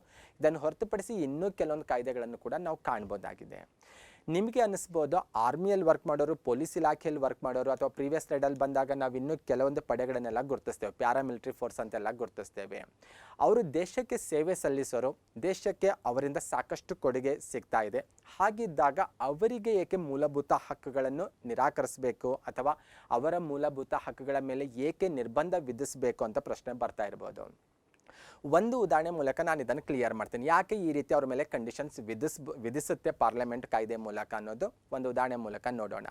ನಿಮ್ಗೊಂದು ಇಮೇಜ್ ಕಾಣಿಸ್ತಾ ಇದೆ, ಸಿಯಾಚಿನ್ದ ಇಮೇಜ್. ಅದು ಸಿಯಾಚಿನ್ ಗೊತ್ತು ನಿಮಗೆ, ಬಹುತೇಕ ಹಿಮದಿಂದ ಆವೃತವಾಗಿರುವಂಥ ಒಂದು ಏರಿಯಾ. ಅದು ಆ ಏರಿಯಾದಲ್ಲಿ ಕಾರ್ಯನಿರ್ವಹಿಸುವಂತಹ ಆರ್ಮಿದವರಾಗಿರ್ಬೋದು, ಪ್ಯಾರಾಮಿಲಿಟರಿ ಫೋರ್ಸರ್ ಏನಾಗಿರ್ಬೋದು, ಅವರು ಅಲ್ಲಿರುವಂತಹ ವಾತಾವರಣದಿಂದ ನನಗೆ ಕಷ್ಟ ಆಗ್ತಾ ಇದೆ, ನನ್ನ ಜೀವಿಸುವ ಹಕ್ಕಿನ ಉಲ್ಲಂಘನೆ ಆಗ್ತಾ ಇದೆ ಅಂತ ಅವ್ರೇನಾದರೂ ಸುಪ್ರೀಂ ಕೋರ್ಟ್ಗೆ ಮನವಿ ಸಲ್ಲಿಸ್ಬೋದಲ್ಲ ಅಂತ ಪ್ರಶ್ನೆ ಬರ್ಬೋದು ನಿಮಗೆ. ಅಂದರೆ ಅವರು ಸೇವೆ ಸಲ್ಲಿಸುವಂತಹ ಏರಿಯಾ ಏನಿದೆ ಅಲ್ವಾ, ಆ ಏರಿಯಾದ ಭೌಗೋಳಿಕ ಸನ್ನಿವೇಶ ಅವರಿಗೆ ಸೂಕ್ತವಾಗಿಲ್ಲ. ಹಾಗಾಗಿ ಅವರು 20ನೇ ಆರ್ಟಿಕಲ್ ಅಡಿಯಲ್ಲಿ ದೊರಕಿರುವಂಥ ಜೀವಿಸುವ ಹಕ್ಕಿನ ಉಲ್ಲಂಘನೆ ಆಗ್ತಾ ಇದೆ, ಹಾಗಾಗಿ ನನಗೆ ರಕ್ಷಣೆ ಕೊಡಿ ಅಂತ ಏನಾದರೂ ಕೇಳ್ಬೋದು. ಆದರೆ ಗೊತ್ತಿರಲಿ, ಆರ್ಮಿ ಆಗಿರ್ಬೋದು ಅಥವಾ ಪ್ಯಾರಾಮಿಲಿಟರಿ ಫೋರ್ಸ್ ಆಗಿರ್ಬೋದು, ಪೊಲೀಸ್ ಪಡೆ ಆಗಿರ್ಬೋದು ಅಥವಾ ಇನ್ನಿತರ ಯಾವುದೇ ಸಾರ್ವಜನಿಕ ಹುದ್ದೆ ಅಲಂಕರಿಸುವಂಥ ಸಂದರ್ಭದಲ್ಲಿ ಕೆಲವೊಂದು ಕಂಡೀಷನ್ಸ್ಗೆ ನಾವು ಬದ್ಧ ಆಗಿರಲೇಬೇಕಾಗತ್ತೆ. ಹಾಗಾಗಿ ಅಲ್ಲಿ ಕಂಡೀಷನ್ ವಿಧಿಸೋದು ಅನಿವಾರ್ಯ ಆಗಿರುತ್ತೆ. ಮತ್ತು ಅದ್ರ ಜೊತೆ ಇನ್ನೊಂದು ಉದಾಹರಣೆ ತೆಗೆದುಕೊಳ್ಬೋದು. ಇಂಟೆಲಿಜೆನ್ಸ್ ಬ್ಯೂರೋದಲ್ಲಿ ಕೆಲಸ ನಿರ್ವಹಿಸುವವರಿಗೂ ಕೂಡ ಈ ಮೂಲಭೂತ ಹಕ್ಕುಗಳ ಮೇಲೆ ನಿರ್ಬಂಧ ವಿಧಿಸ್ಬೋದು ಅಂತ ನಾವು ಪ್ರೀವಿಯಸ್ ಸ್ಲೈಡಲ್ಲಿ ನೋಡ್ತೇವೆ. ಇಂಟೆಲಿಜೆನ್ಸ್ ಬ್ಯೂರೋ ಅಥವಾ ಆರ್ಮಿ ಆಗಿರ್ಬೋದು, ಅಂತಹ ಪಡೆಗಳಲ್ಲಿ ಕಾರ್ಯನಿರ್ವಹಿಸುವಂಥ ಉನ್ನತ ಹಂತದ ಅಧಿಕಾರಿಗಳಿಗೆ ದೇಶದ ಭದ್ರತೆಗೆ ರಿಲೇಟೆಡ್ ಸಾಕಷ್ಟು ಇನ್ಫಾರ್ಮೇಷನ್ ಗೊತ್ತಿರುತ್ತೆ. ಆ ರೀತಿ ಗೊತ್ತಿರುವಂಥ ಇನ್ಫಾರ್ಮೇಷನನ್ನು ಅವರು ವಾಕ್ ಸ್ವಾತಂತ್ರ್ಯ ಇದೆ ನನಗೆ ಆರ್ಟಿಕಲ್ 19 ಅಂತ ತಿಳ್ಕೊಂಡು ಅವರು ಅದನ್ನು ಸಾರ್ವಜನಿಕವಾಗಿ ಅದನ್ನು ಹೇಳೋ ಹಾಗಿಲ್ಲ. ಹೇಳಿದ್ರೆ ದೇಶದ ಭದ್ರತೆಗೆ ಧಕ್ಕೆ ಬರುತ್ತೆ. ಹಾಗಾಗಿ ಇಂತಹ ಕೆಲವೊಂದು ಅಂಶಗಳನ್ನು ಆಧರಿಸಿ ಇಂತಹ ಕೆಲವೊಂದು ಪಡೆಗಳು ನಿಯೋಗಗಳಲ್ಲಿ ಕಾರ್ಯನಿರ್ವಹಿಸುವಂಥ ನೌಕರರ ಮೇಲೆ ನಿರ್ಬಂಧ ವಿಧಿಸಿರೋದನ್ನು ನಾವು ಕಾಣ್ತೇವೆ. ಓಕೆ, ಇಷ್ಟು ವಿಚಾರ ನಿಮಗೆ ಇದಕ್ಕೆ ರಿಲೇಟೆಡ್ ಆಗಿ ಗೊತ್ತಿರಬೇಕು. 34ನೇ ವಿಧಿ ಮಾರ್ಷಿಯಲ್ ಕಾನೂನಿಗೆ ರಿಲೇಟೆಡ್ ಆಗಿ ಕೆಲವೊಂದು ಇನ್ಫಾರ್ಮೇಷನ್ ನೀಡುತ್ತೆ. ಇದು ಅಂದರೆ ಮಾರ್ಷಲ್ ಕಾನೂನು ಅಂದರೆ ಸೇನಾ ಕಾನೂನು ಅಂತ ಹೇಳ್ಬೋದು. ಈ ಸೇನಾ ಕಾನೂನು ಜಾರಿಯಲ್ಲಿರುವಂತಹ ಪ್ರದೇಶದಲ್ಲಿ ಮೂಲಭೂತ ಹಕ್ಕುಗಳನ್ನು ಆರ್ಟಿಕಲ್ 34 ಅಡಿಯಲ್ಲಿ ನಿರ್ಬಂಧಿಸ್ಬೋದು. ಆದರೆ ಮಾರ್ಷಲ್ ಕಾನೂನು ಅಂದರೆ ಏನು ಅಂತ ಯಾವುದೇ ವಿವರಣೆ ಭಾರತ ಸಂವಿಧಾನದಲ್ಲಿ ನೀಡಿಲ್ಲ. ಆದರೆ ಮಾರ್ಷಲ್ ಕಾನೂನು ಜಾರಿಯಲ್ಲಿರುವಂತಹ ಏರಿಯಾದಲ್ಲಿ ಮೂಲಭೂತ ಹಕ್ಕುಗಳನ್ನು ನಿರ್ಬಂಧಿಸ್ಬೋದು ಅನ್ನುವಂಥ ವಿಚಾರ ಇದು ಸ್ಪಷ್ಟಪಡಿಸುತ್ತೆ. ಫಸ್ಟ್ ಆಫ್ ಆಲ್ ಇನ್ನೂ ಕೆಲವೊಂದು ವಿಚಾರ ನಿಮಗೆ ಕ್ಲಿಯರ್ ಆದರೆ ಈ ಕಾನ್ಸೆಪ್ಟ್ ಗೊತ್ತಾಗುತ್ತೆ ನಿಮಗೆ. ಮಾರ್ಷಲ್ ಕಾನೂನು ಯಾವ ಸಂದರ್ಭದಲ್ಲಿ ಜಾರಿಗೊಳಿಸ್ಬೋದು ಅಂತ ನೋಡ್ತಾ ಹೋದರೆ, ಈ ಯುದ್ಧ ಏರ್ಪಟ್ಟಂಥ ಸಂದರ್ಭದಲ್ಲಿ ದಂಗೆ ಆಗಿರ್ಬೋದು, ಬಂಡಾಯ, ಗಲಭೆ, ಇಂತಹ ಏನು ಬಿಕ್ಕಟ್ಟಿನ ಪರಿಸ್ಥಿತಿ ಅಂತ ಹೇಳ್ತೇವಲ್ವ, ಇಂತಹ ಸಂದರ್ಭದಲ್ಲಿ ಮಾರ್ಷಲ್ ಕಾನೂನನ್ನು ಜಾರಿಗೊಳಿಸ್ಬೋದಾಗಿದೆ. ಮಾರ್ಷಲ್ ಕಾನೂನು ಜಾರಿಗೊಳಿಸಿದಂತಹ ಸಂದರ್ಭದಲ್ಲಿ ಶಾಂತಿ ಸ್ಥಾಪನೆಗೆ ಬೇಕಾದಂತಹ ಎಲ್ಲ ಕ್ರಮಗಳನ್ನು ತೆಗೆದುಕೊಳ್ಳುವಂಥ ಅಧಿಕಾರ ಸೈನ್ಯದ ಅಧಿಕಾರಿಗಳಿಗೆ ನೀಡಿರ್ತಾರೆ. ಇಂಥ ಸಂದರ್ಭದಲ್ಲಿ ಸೇನಾಧಿಕಾರಿಗಳೇನು ಮಾಡ್ಬೋದು, ನಾಗರಿಕರಿಗೆ ದೊರಕಿರುವಂತಹ ಹಕ್ಕುಗಳೇನಿದ್ದಾವಲ್ವ, ಹಕ್ಕುಗಳ ಮೇಲೆ ನಿರ್ಬಂಧ ವಿಧಿಸ್ಬೋದು, ನಿಯಂತ್ರಣ ಕೂಡ ಹೇರ್ಬೋದಾಗಿದೆ. ಪ್ರಶ್ನೆ ಮಾಡೋ ಹಾಗಿಲ್ಲ ಅನ್ನುವಂಥ ವಿಚಾರ ಕೂಡ ನಿಮಗೆ ತಿಳಿದಿರಬೇಕು. ಓಕೆ, ಇಷ್ಟು ಬೇಸಿಕ್ ಇನ್ಫಾರ್ಮೇಷನ್ ಮಾರ್ಷಲ್ ಕಾನೂನಿಗೆ ರಿಲೇಟೆಡ್ ಆಗಿ ಗೊತ್ತಿದ್ರೆ ಸಾಕಾಗುತ್ತೆ. ಆರ್ಟಿಕಲ್ 35 3ನೇ ಭಾಗದಲ್ಲಿ ಬರುವಂತಹ ಕೊನೆಯ ಆರ್ಟಿಕಲ್ ಯಾವುದಕ್ಕೆ ರಿಲೇಟೆಡ್ ಆಗಿದೆ ಅಂತ ನೋಡ್ತಾ ಹೋದರೆ, ಕೆಲವು ಮೂಲಭೂತ ಹಕ್ಕುಗಳನ್ನು ಜಾರಿಗೊಳಿಸುವುದಕ್ಕಾಗಿ ಕಾನೂನುಗಳನ್ನು ರೂಪಿಸುವಂಥ ಅಧಿಕಾರ ಆರ್ಟಿಕಲ್ 35 ಅಡಿಯಲ್ಲಿ ಭಾರತದ ಸಂಸತ್ತು ಮಾತ್ರ ಪಡೆದುಕೊಂಡಿದೆ. ಇಲ್ಲಿ ಗಮನಿಸಬೇಕು, ಸಂಸತ್ತಿಗೆ ಮಾತ್ರ ಇಂಥ ಒಂದು ಪವರ್ ಇದೆ, ರಾಜ್ಯ ಶಾಸಕಾಂಗಗಳಿಗೆ ಈ ಅಧಿಕಾರ ಇಲ್ಲ ಅನ್ನುವ ವಿಚಾರ ತಿಳಿದಿರಬೇಕು. ಫಾರ್ ಎಕ್ಸಾಂಪಲ್, ಅಲ್ಲಿ ಇನ್ನೊಂದು ಟೈಮ್ ಫಸ್ಟ್ ಸೆಕೆಂಡ್ ಲೈನ್ ನೋಡ್ಕೊಳ್ಳೋಣ. ಕೆಲವು ಮೂಲಭೂತ ಹಕ್ಕುಗಳನ್ನು ಜಾರಿಗೊಳಿಸುವುದಕ್ಕಾಗಿ ಕಾನೂನುಗಳನ್ನು ರೂಪಿಸುವಂಥ ಅಧಿಕಾರ. ಗಮನಿಸಬೇಕು, ಮೂಲಭೂತ ಹಕ್ಕುಗಳನ್ನು ಅನುಷ್ಠಾನ ತರೋದಕ್ಕಾಗಿ ಕಾನೂನುಗಳನ್ನು ರೂಪಿಸುವಂಥ ಅಧಿಕಾರ ಪಾರ್ಲಿಮೆಂಟ್ಗೆ ಮಾತ್ರ ಇದೆ. ಫಾರ್ ಎಕ್ಸಾಂಪಲ್, 16 ಕ್ಲಾಸ್ 3ಯಲ್ಲಿ ಸಾರ್ವಜನಿಕ ಉದ್ಯೋಗದಲ್ಲಿ ವಾಸಸ್ಥಾನವನ್ನು ಅರ್ಹತೆಯನ್ನಾಗಿ ಗೊತ್ತುಪಡಿಸುವುದಕ್ಕೆ ರಿಲೇಟೆಡ್ ಆಗಿ ಕಾನೂನು ರೂಪಿಸುವಂಥ ಅಧಿಕಾರ ಪಾರ್ಲಿಮೆಂಟಿಗಿದೆ. 32 ಕ್ಲಾಸ್ 3ಯಲ್ಲಿ ಬಂದಾಗ ರಿಟ್ ಹೊರಡಿಸುವಂಥ ಅಧಿಕಾರವನ್ನು ಇತರೆ ನ್ಯಾಯಾಲಯಗಳಿಗೂ ಕೂಡ ನೀಡಬಹುದು ಅಂತ ನಾವು ಡಿಸ್ಕಷನ್ ಮಾಡಿದ್ದೇವೆ. ಇತರೆ ನ್ಯಾಯಾಲಯಗಳಿಗೆ ನೀಡುವಂಥ ಅಧಿಕಾರ ಪಾರ್ಲಿಮೆಂಟಿಗೆ ಮಾತ್ರ ಇದೆ. 33ಯಲ್ಲಿ ಕೂಡ ಡಿಸ್ಕಷನ್ ಮಾಡಿದ್ದೇವೆ. ಈ ಸಶಸ್ತ್ರ ಪಡೆ, ಮಿಲಿಟರಿ, ಪ್ಯಾರಾಮಿಲಿಟರಿ ಇವರಿಗೆಲ್ಲ ಮೂಲಭೂತ ಹಕ್ಕುಗಳನ್ನು ಅಮಾನತುಗೊಳಿಸ್ಬೋದು ಅಥವಾ ಅವರ ಮೂಲಭೂತ ಹಕ್ಕುಗಳ ಮೇಲೆ ನಿರ್ಬಂಧ ವಿಧಿಸ್ಬೋದು ಅಂತ. ಅದಕ್ಕೆ ರಿಲೇಟೆಡ್ ಕೆಲವೊಂದು ಕಾಯ್ದೆಗಳನ್ನು ಕೂಡ ಭಾರತ ಸರ್ಕಾರ ಜಾರಿಗೆ ತಂದಿರೋದನ್ನು ನಾವು ಪಟ್ಟಿ ನೋಡ್ತೇವೆ. ಇಂತಹ ಕಾನೂನುಗಳನ್ನು ಜಾರಿಗೊಳಿಸುವಂಥ ಅಧಿಕಾರವು ಕೂಡ ಪಾರ್ಲಿಮೆಂಟ್ಗೆ ಮಾತ್ರ ಇದೆ ಅನ್ನೋದು ಆರ್ಟಿಕಲ್ 35 ನಮಗೆ ಕ್ಲಿಯರ್ ಮಾಡುತ್ತೆ. ಈ ರೀತಿ ಕೆಲವೊಂದು ವಿಚಾರಗಳನ್ನು ಆರ್ಟಿಕಲ್ 35 ಅಲ್ಲಿ ನಾವು ಕಾಣ್ಬೋದಾಗಿದೆ. ಓಕೆ, ನೆಕ್ಸ್ಟ್ ನೋಡ್ತಾ ಹೋಗೋಣ. ಮೂರನೇ ಭಾಗದಲ್ಲಿರುವಂಥ ಹಕ್ಕುಗಳ ಬಗ್ಗೆ ನಾವೆಲ್ಲ ಡಿಸ್ಕಷನ್ ಮಾಡ್ತೇವೆ. 6 ಮೂಲಭೂತ ಹಕ್ಕುಗಳಿದ್ದಾವೆ ಅನ್ನೋದು ನಮಗೆಲ್ಲ ತಿಳಿದಿರುವಂಥ ವಿಚಾರ. ಈ ಹಕ್ಕುಗಳಿಗೆ ನಾವು ಮೂಲಭೂತ ಹಕ್ಕುಗಳಂತ ಕರೆಯೋದು. ಭಾರತ ಸಂವಿಧಾನದ 3ನೇ ಭಾಗದಲ್ಲಿ ಇರುವಂಥ ಹಕ್ಕುಗಳಿಗೆ ಮೂಲಭೂತ ಹಕ್ಕುಗಳಂತ ನಾವು ಕರೆಯೋದು. ಈ 3ನೇ ಭಾಗವನ್ನು ಹೊರತುಪಡಿಸಿ ಸಂವಿಧಾನದ ಇತರೆ ಭಾಗದಲ್ಲಿಯೂ ಕೂಡ ಕೆಲವೊಂದು ಹಕ್ಕುಗಳ ಉಲ್ಲೇಖ ಇರೋದು ಕಂಡುಬರುತ್ತೆ. ಸಂವಿಧಾನದ 3ನೇ ಭಾಗವನ್ನು ಹೊರತುಪಡಿಸಿ ಇತರೆ ಭಾಗದಲ್ಲಿರುವಂಥ ಹಕ್ಕುಗಳನ್ನು ಕೂಡ ನಾವು ಅನುಭವಿಸ್ತಾ ಇರ್ತೇವೆ. ಈ ಹಕ್ಕುಗಳ ಬಗ್ಗೆಯೂ ಕೂಡ ಬೇಸಿಕ್ ಆಗಿ ಗೊತ್ತಿರಬೇಕು. 3ನೇ ಭಾಗವನ್ನು ಹೊರತುಪಡಿಸಿ ಸಂವಿಧಾನದ ಇತರೆ ಭಾಗದಲ್ಲೇನು ಹಕ್ಕುಗಳಿದ್ದಾವಲ್ವ, ಈ ಹಕ್ಕುಗಳಿಗೆ ಸಂವಿಧಾನಾತ್ಮಕ ಹಕ್ಕುಗಳಂತೂ ಕರಿಬೋದು, ಕಾನೂನುಬದ್ಧ ಹಕ್ಕುಗಳಂತಾದರೂ ಕರಿಬೋದು, ಅಥವಾ ಮೂಲಭೂತವಲ್ಲದ ಹಕ್ಕುಗಳಂತಾದರೂ ಕರಿಬೋದು. ಓಕೆ, ಕ್ಲಿಯರ್ ಆಗಿರಬೇಕು. 3ನೇ ಭಾಗವನ್ನು ಹೊರತುಪಡಿಸಿ ಇತರೆ ಭಾಗದಲ್ಲಿರುವಂಥ ಹಕ್ಕುಗಳ ಬಗ್ಗೆ ಕೂಡ ನಮಗೆ ತಿಳಿದಿರಬೇಕು. ಅದ್ರ ಬಗ್ಗೆ ಈ ಸ್ಲೈಡಲ್ಲಿ ಡಿಸ್ಕಷನ್ ಮಾಡ್ತಾ ಇರೋದು. ಇವುಗಳಿಗೆ ಸಂವಿಧಾನಾತ್ಮಕ ಹಕ್ಕುಗಳಂತಾದರೂ ಕರಿಬೋದು, ಕಾನೂನುಬದ್ಧ ಹಕ್ಕುಗಳಂತಾದರೂ ಕರಿಬೋದು, ಅಥವಾ ಮೂಲಭೂತವಲ್ಲದ ಹಕ್ಕುಗಳಂತಾದರೂ ಕರಿಬೋದಾಗಿದೆ. ಹಾಗಾದರೆ ಯಾವಿದ್ದಾವೆ ಈ ಹಕ್ಕುಗಳು ಅಂತ ಡೌಟ್ಸ್ ಬರ್ತಾ ಇರ್ಬೋದು. ಬನ್ನಿ ಅದಕ್ಕೆ ರಿಲೇಟೆಡ್ ಕೆಲವೊಂದು ಇನ್ಫಾರ್ಮೇಷನ್ ಅಥವಾ ಬೇಸಿಕ್ ಕಾನ್ಸೆಪ್ಟ್ ನಾನು ಕ್ಲಿಯರ್ ಮಾಡ್ತಾ ಇರೋದು. ಆರ್ಟಿಕಲ್ 265 ಅಡಿಯಲ್ಲಿ ಬಂದಾಗ ಕಾನೂನಿನ ಆಧಾರವಿಲ್ಲದೆ ಯಾವುದೇ ರೀತಿ ತೆರಿಗೆಯನ್ನು ವಿಧಿಸೋ ಹಾಗಿಲ್ಲ ಮತ್ತು ಯಾವುದೇ ರೀತಿ ತೆರಿಗೆಯನ್ನು ಸಂಗ್ರಹಿಸೋ ಹಾಗಿಲ್ಲ ಅನ್ನುವಂಥ ವಿಚಾರ ಇದು ಸ್ಪಷ್ಟಪಡಿಸುತ್ತೆ. ಇದು ಒಂದು ರೀತಿ 3ನೇ ಭಾಗವನ್ನು ಹೊರತುಪಡಿಸಿ ಬೇರೆ ಭಾಗ ಅಂದರೆ ಯಾವ ಭಾಗ ಅನ್ನೋದು ಕೂಡ ಅಲ್ಲಿ ಮೆನ್ಷನ್ ಆಗಿದೆ. 12ನೇ ಭಾಗದ ಮೂಲಕ ನಮಗೆ ದೊರಕಿರುವಂಥ ಒಂದು ಹಕ್ಕು ಅಂತ ಹೇಳ್ಬೋದು. ಇನ್ನು ಕಾನೂನಿನ ಆಧಾರವಿಲ್ಲದೆ ಯಾವುದೇ ವ್ಯಕ್ತಿಯ ಸ್ವತ್ತನ್ನು ಆಸ್ತಿಯನ್ನು ಕಸಿದುಕೊಳ್ಳುವಂತಿಲ್ಲ. 300A ಆರ್ಟಿಕಲ್ ಅಡಿಯಲ್ಲಿ 12ನೇ ಭಾಗದಲ್ಲಿ ಇದು ಇರೋದು ಕಂಡುಬರುತ್ತೆ. ಇನ್ನು 301ನೇ ವಿಧಿಯ ಪ್ರಕಾರ ಭಾರತದ ರಾಜ್ಯ ಕ್ಷೇತ್ರದಾದ್ಯಂತ ವ್ಯಾಪಾರ ವಾಣಿಜ್ಯ ವ್ಯವಹಾರ ಮಾಡುವಂಥ ಒಂದು ಸ್ವಾತಂತ್ರ್ಯ ಅಥವಾ ಒಂದು ಹಕ್ಕು ನಮಗೆ ಲಭಿಸಿರೋದು ಕಂಡುಬರುತ್ತೆ. ಇನ್ನು 326ನೇ ವಿಧಿಯ ಪ್ರಕಾರ ಲೋಕಸಭೆ ಮತ್ತು ರಾಜ್ಯ ವಿಧಾನಸಭಾ ಚುನಾವಣೆಗಳು ಸಾರ್ವತ್ರಿಕ ವಯಸ್ಕ ಮತದಾನ ಪದ್ಧತಿಯ ಮೂಲಕ ನಡೆಯತಕ್ಕದ್ದು ಅನ್ನುವಂಥ ವಿಚಾರ ಕೂಡ ಗಮನಿಸ್ತೇವೆ. ಇವೆಲ್ಲವೂ ಕೂಡ 3ನೇ ಭಾಗವನ್ನು ಹೊರತುಪಡಿಸಿ ಇತರೆ ಭಾಗದಲ್ಲಿರುವಂಥ ಹಕ್ಕುಗಳನ್ನೋದು ಕೂಡ ನಮ್ಗೆ ಗಮನಿಸಬೇಕು. ಹಾಗಾದರೆ ನಿಮಗೆ ಮತ್ತೆ ಒಂದು ಡೌಟ್ ಬರ್ತಾ ಇರುತ್ತೆ. 3ನೇ ಭಾಗದಲ್ಲಿರುವಂಥ ಮೂಲಭೂತ ಹಕ್ಕುಗಳಿಗೂ 3ನೇ ಭಾಗವನ್ನು ಹೊರತುಪಡಿಸಿ ಇತರೆ ಭಾಗದಲ್ಲಿರುವಂಥ ಹಕ್ಕುಗಳು ಇವೆರಡು ಒಂದೇನಾ ಅಥವಾ ಇವುಗಳೇನಾದರೂ ವ್ಯತ್ಯಾಸ ಇದ್ದಾವ ಅಂತ ನೋಡ್ತಾ ಹೋದರೆ ಖಂಡಿತ 3ನೇ ಭಾಗದ ಹೊರಗಿರುವಂಥ ಹಕ್ಕುಗಳು 3ನೇ ಭಾಗದಲ್ಲಿರುವಂಥ ಮೂಲಭೂತ ಹಕ್ಕುಗಳಿಗಿಂತ ಹೆಚ್ಚು ವಿಭಿನ್ನವಾಗಿರೋದು ಕಂಡುಬರುತ್ತೆ. ಯಾವ ರೀತಿ ಭಿನ್ನವಾಗಿದ್ದಾವೆ ಅಂತ ನೋಡ್ತಾ ಹೋದರೆ ಮೊದಲನೇದಾಗಿ ಈ ಹಕ್ಕುಗಳು ನ್ಯಾಯಾಂಗ ರಕ್ಷಿತವಾಗಿದ್ದಾವೆ. ಓಕೆ, ನಾನಿಲ್ಲಿ ಭಿನ್ನತೆ ಬಗ್ಗೆ ಹೇಳಬೇಕು, ಆದರೆ ಫಸ್ಟ್ ಪಾಯಿಂಟ್ ಏನು ಬರ್ತಾ ಇದೆ, ನ್ಯಾಯಾಂಗ ರಕ್ಷಿತ ಅಂತ. ನ್ಯಾಯಾಂಗ ರಕ್ಷಿತ ಅಂದ ತಕ್ಷಣಕ್ಕೆ ನಮಗೆ ಮತ್ತೆ ಕನ್ಫ್ಯೂಷನ್ ಸ್ಟಾರ್ಟ್ ಆಗ್ಬೋದು. ಅಲ್ಲ, ನೀವು ಭಿನ್ನತೆ ಬಗ್ಗೆ ನೀವು ಡಿಸ್ಕಷನ್ ಮಾಡ್ತಾ ಇರೋದು, ಆದರೆ ಇಲ್ಲಿ ನೋಡ್ತಾ ಹೋದರೆ ನ್ಯಾಯಾಂಗ ರಕ್ಷಿತ ಆಗಿದ್ದಾವಂತ ಹೇಳ್ತಾ ಇದ್ದೀರಿ. ಭಾರತ ಸಂವಿಧಾನದ 3ನೇ ಭಾಗದಲ್ಲಿರುವಂಥ ಹಕ್ಕುಗಳು ಕೂಡ ನ್ಯಾಯಾಂಗ ರಕ್ಷಿತವಾಗಿದ್ದಾವೆ. ಎಸ್, ಇದರಲ್ಲಿ ಬಂದಾಗ ನಾವು ಸಾಮ್ಯತೆ ಕಾಣ್ತೇವೆ. ಅಂದರೆ 3ನೇ ಭಾಗದಲ್ಲಿರುವಂಥ ಹಕ್ಕುಗಳು ನ್ಯಾಯಾಂಗ ರಕ್ಷಿತವಾಗಿದ್ದಾವೆ. ಅದೇ ರೀತಿ 3ನೇ ಭಾಗವನ್ನು ಹೊರತುಪಡಿಸಿ ಇತರೆ ಭಾಗದಲ್ಲಿರುವಂಥ ಹಕ್ಕುಗಳು ಕೂಡ ನ್ಯಾಯಾಂಗ ರಕ್ಷಿತವಾಗಿದ್ದಾವೆ. ಅದರ ಜೊತೆಗೆ ನಾವು ವ್ಯತ್ಯಾಸ ಗುರುತಿಸ್ತಾ ಹೋಗ್ಬೋದು. ಈಗ ನ್ಯಾಯಾಂಗ ರಕ್ಷಿತ ಆಗಿದ್ದಾವೆ ಅಂದ ತಕ್ಷಣಕ್ಕೆ ಮೂಲಭೂತ ಹಕ್ಕುಗಳಿಗೆ ಎಷ್ಟು ನಾವು ವಿಶೇಷವಾದ ರಕ್ಷಣೆ ಪಡ್ಕೋತೇವಲ್ವಾ, ಎಷ್ಟು ವಿಶೇಷವಾದಂಥ ನ್ಯಾಯಾಂಗ ರಕ್ಷಣೆ ಇದೆ ಅಲ್ವಾ, ಅಷ್ಟು ವಿಶೇಷವಾದಂತಹ ನ್ಯಾಯಾಂಗ ರಕ್ಷಣೆಯನ್ನು ನಾವು ಈ ಹಕ್ಕುಗಳಿಗೆ ಪಡ್ಕೊಳ್ಳಿಕ್ಕೆ ಸಾಧ್ಯ ಇಲ್ಲ, ಅಥವಾ ಅಷ್ಟೊಂದು ನ್ಯಾಯಾಂಗ ರಕ್ಷಣೆ ಇದಕ್ಕೆ ಲಭ್ಯವಿಲ್ಲ ಅನ್ನೋದು ಕೂಡ ಗಮನಿಸಬೇಕು. ಹಾಗಾಗಿ ನಾವು ಭಿನ್ನತೆ ಅಂತ ಗುರುತಿಸೋದು. ಈ ಹಕ್ಕುಗಳು ಉಲ್ಲಂಘನೆ ಆದಾಗ, ಅಂದರೆ 3ನೇ ಭಾಗವನ್ನು ಹೊರತುಪಡಿಸಿ ಇತರೆ ಭಾಗದಲ್ಲಿರುವಂಥ ಹಕ್ಕುಗಳಿಗೆ ಉಲ್ಲಂಘನೆ ಆದಾಗ ಆರ್ಟಿಕಲ್ 32 ಅಡಿಯಲ್ಲಿ ನಾವು ಸುಪ್ರೀಂ ಕೋರ್ಟ್ನಲ್ಲಿ ಮನವಿ ಸಲ್ಲಿಸೋ ಹಾಗಿಲ್ಲ. ಸುಪ್ರೀಂ ಕೋರ್ಟ್ಗೆ ನಾವು ನೇರವಾಗಿ ನಾವೇನು ಮೂಲಭೂತ ಹಕ್ಕುಗಳಿಗೆ ಧಕ್ಕೆ ಆದಾಗ ಏನು ನಾವು ಮೊರೆ ಹೋಗ್ತೇವಲ್ವ, ಆ ರೀತಿ ಮೊರೆ ಹೋಗಲಿಕ್ಕೆ ಅವಕಾಶ ಇಲ್ಲ. ಒಂದು ವೇಳೆ ನೀವು ಮೊರೆ ಹೋದರೂ ಕೂಡ ಸುಪ್ರೀಂ ಕೋರ್ಟ್ ಈ ಹಕ್ಕುಗಳ ರಕ್ಷಣೆಗೆ ರಿಟ್ ಹೊರಡಿಸೋ ಹಾಗಿಲ್ಲ. ಆಲ್ರೆಡಿ ನಾವು 32 ಅಲ್ಲೇ ಡಿಸ್ಕಷನ್ ಮಾಡಿದ್ದೇವೆ. ಸುಪ್ರೀಂ ಕೋರ್ಟ್ ಮೂಲಭೂತ ಹಕ್ಕುಗಳ ರಕ್ಷಣೆಗಾಗಿ ಮಾತ್ರ ರಿಟ್ ಹೊರಡಿಸುತ್ತೆ, ಬೇರೆ ಹಕ್ಕುಗಳ ರಕ್ಷಣೆಗೆ ರಿಟ್ ಹೊರಡಿಸುವಂಥ ಅಧಿಕಾರ ಸುಪ್ರೀಂ ಕೋರ್ಟ್ಗೆ ಇಲ್ಲ. ಹಾಗಾದರೆ ಇನ್ನೊಂದು ಅವಕಾಶ ಇದೆ.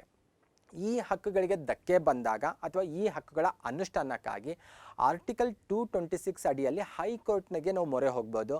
ಹೈಕೋರ್ಟ್ ಈ ಹಕ್ಕುಗಳ ರಕ್ಷಣೆಗಾಗಿ ಏನು ಮಾಡ್ಬೋದು, ರಿಟನ್ನು ಹೊರಡಿಸಬಹುದು. ಇದನ್ನು ಕೂಡ 226 ಆರ್ಟಿಕಲಲ್ಲಿ ಡಿಸ್ಕಷನ್ ಮಾಡಿದ್ದೇವೆ ನಾವು. ಹೈಕೋರ್ಟ್ ಮೂಲಭೂತ ಹಕ್ಕುಗಳ ಜೊತೆಗೆ ಇತರೆ ಹಕ್ಕುಗಳ ರಕ್ಷಣೆಗಾಗಿ ಕೂಡ ರಿಟ್ ಹೊರಡಿಸ್ಬೋದು ಅಂತ. ಹಾಗಾಗಿ 3ನೇ ಭಾಗದ ಹೊರಗೆ ಇರುವಂತಹ ಹಕ್ಕುಗಳೇನಿದ್ದಾವಲ್ವ, ಈ ಹಕ್ಕುಗಳು ಮೂಲಭೂತ ಹಕ್ಕುಗಳಿಗಿಂತ ಸ್ವಲ್ಪ ಭಿನ್ನವಾಗಿರೋದು ಕಂಡುಬರುತ್ತೆ. ಓಕೆ, ಇಷ್ಟು ಬೇಸಿಕ್ ಇನ್ಫಾರ್ಮೇಷನ್ ನಿಮಗೆ ಇದಕ್ಕೆ ರಿಲೇಟೆಡ್ ಆಗಿ ತಿಳಿದಿರಬೇಕು. ಮತ್ತೆ ಮುಂದಿನ ವಿಡಿಯೋದಲ್ಲಿ ಭೇಟಿಯಾಗೋಣ. ನಮಸ್ಕಾರಗಳು.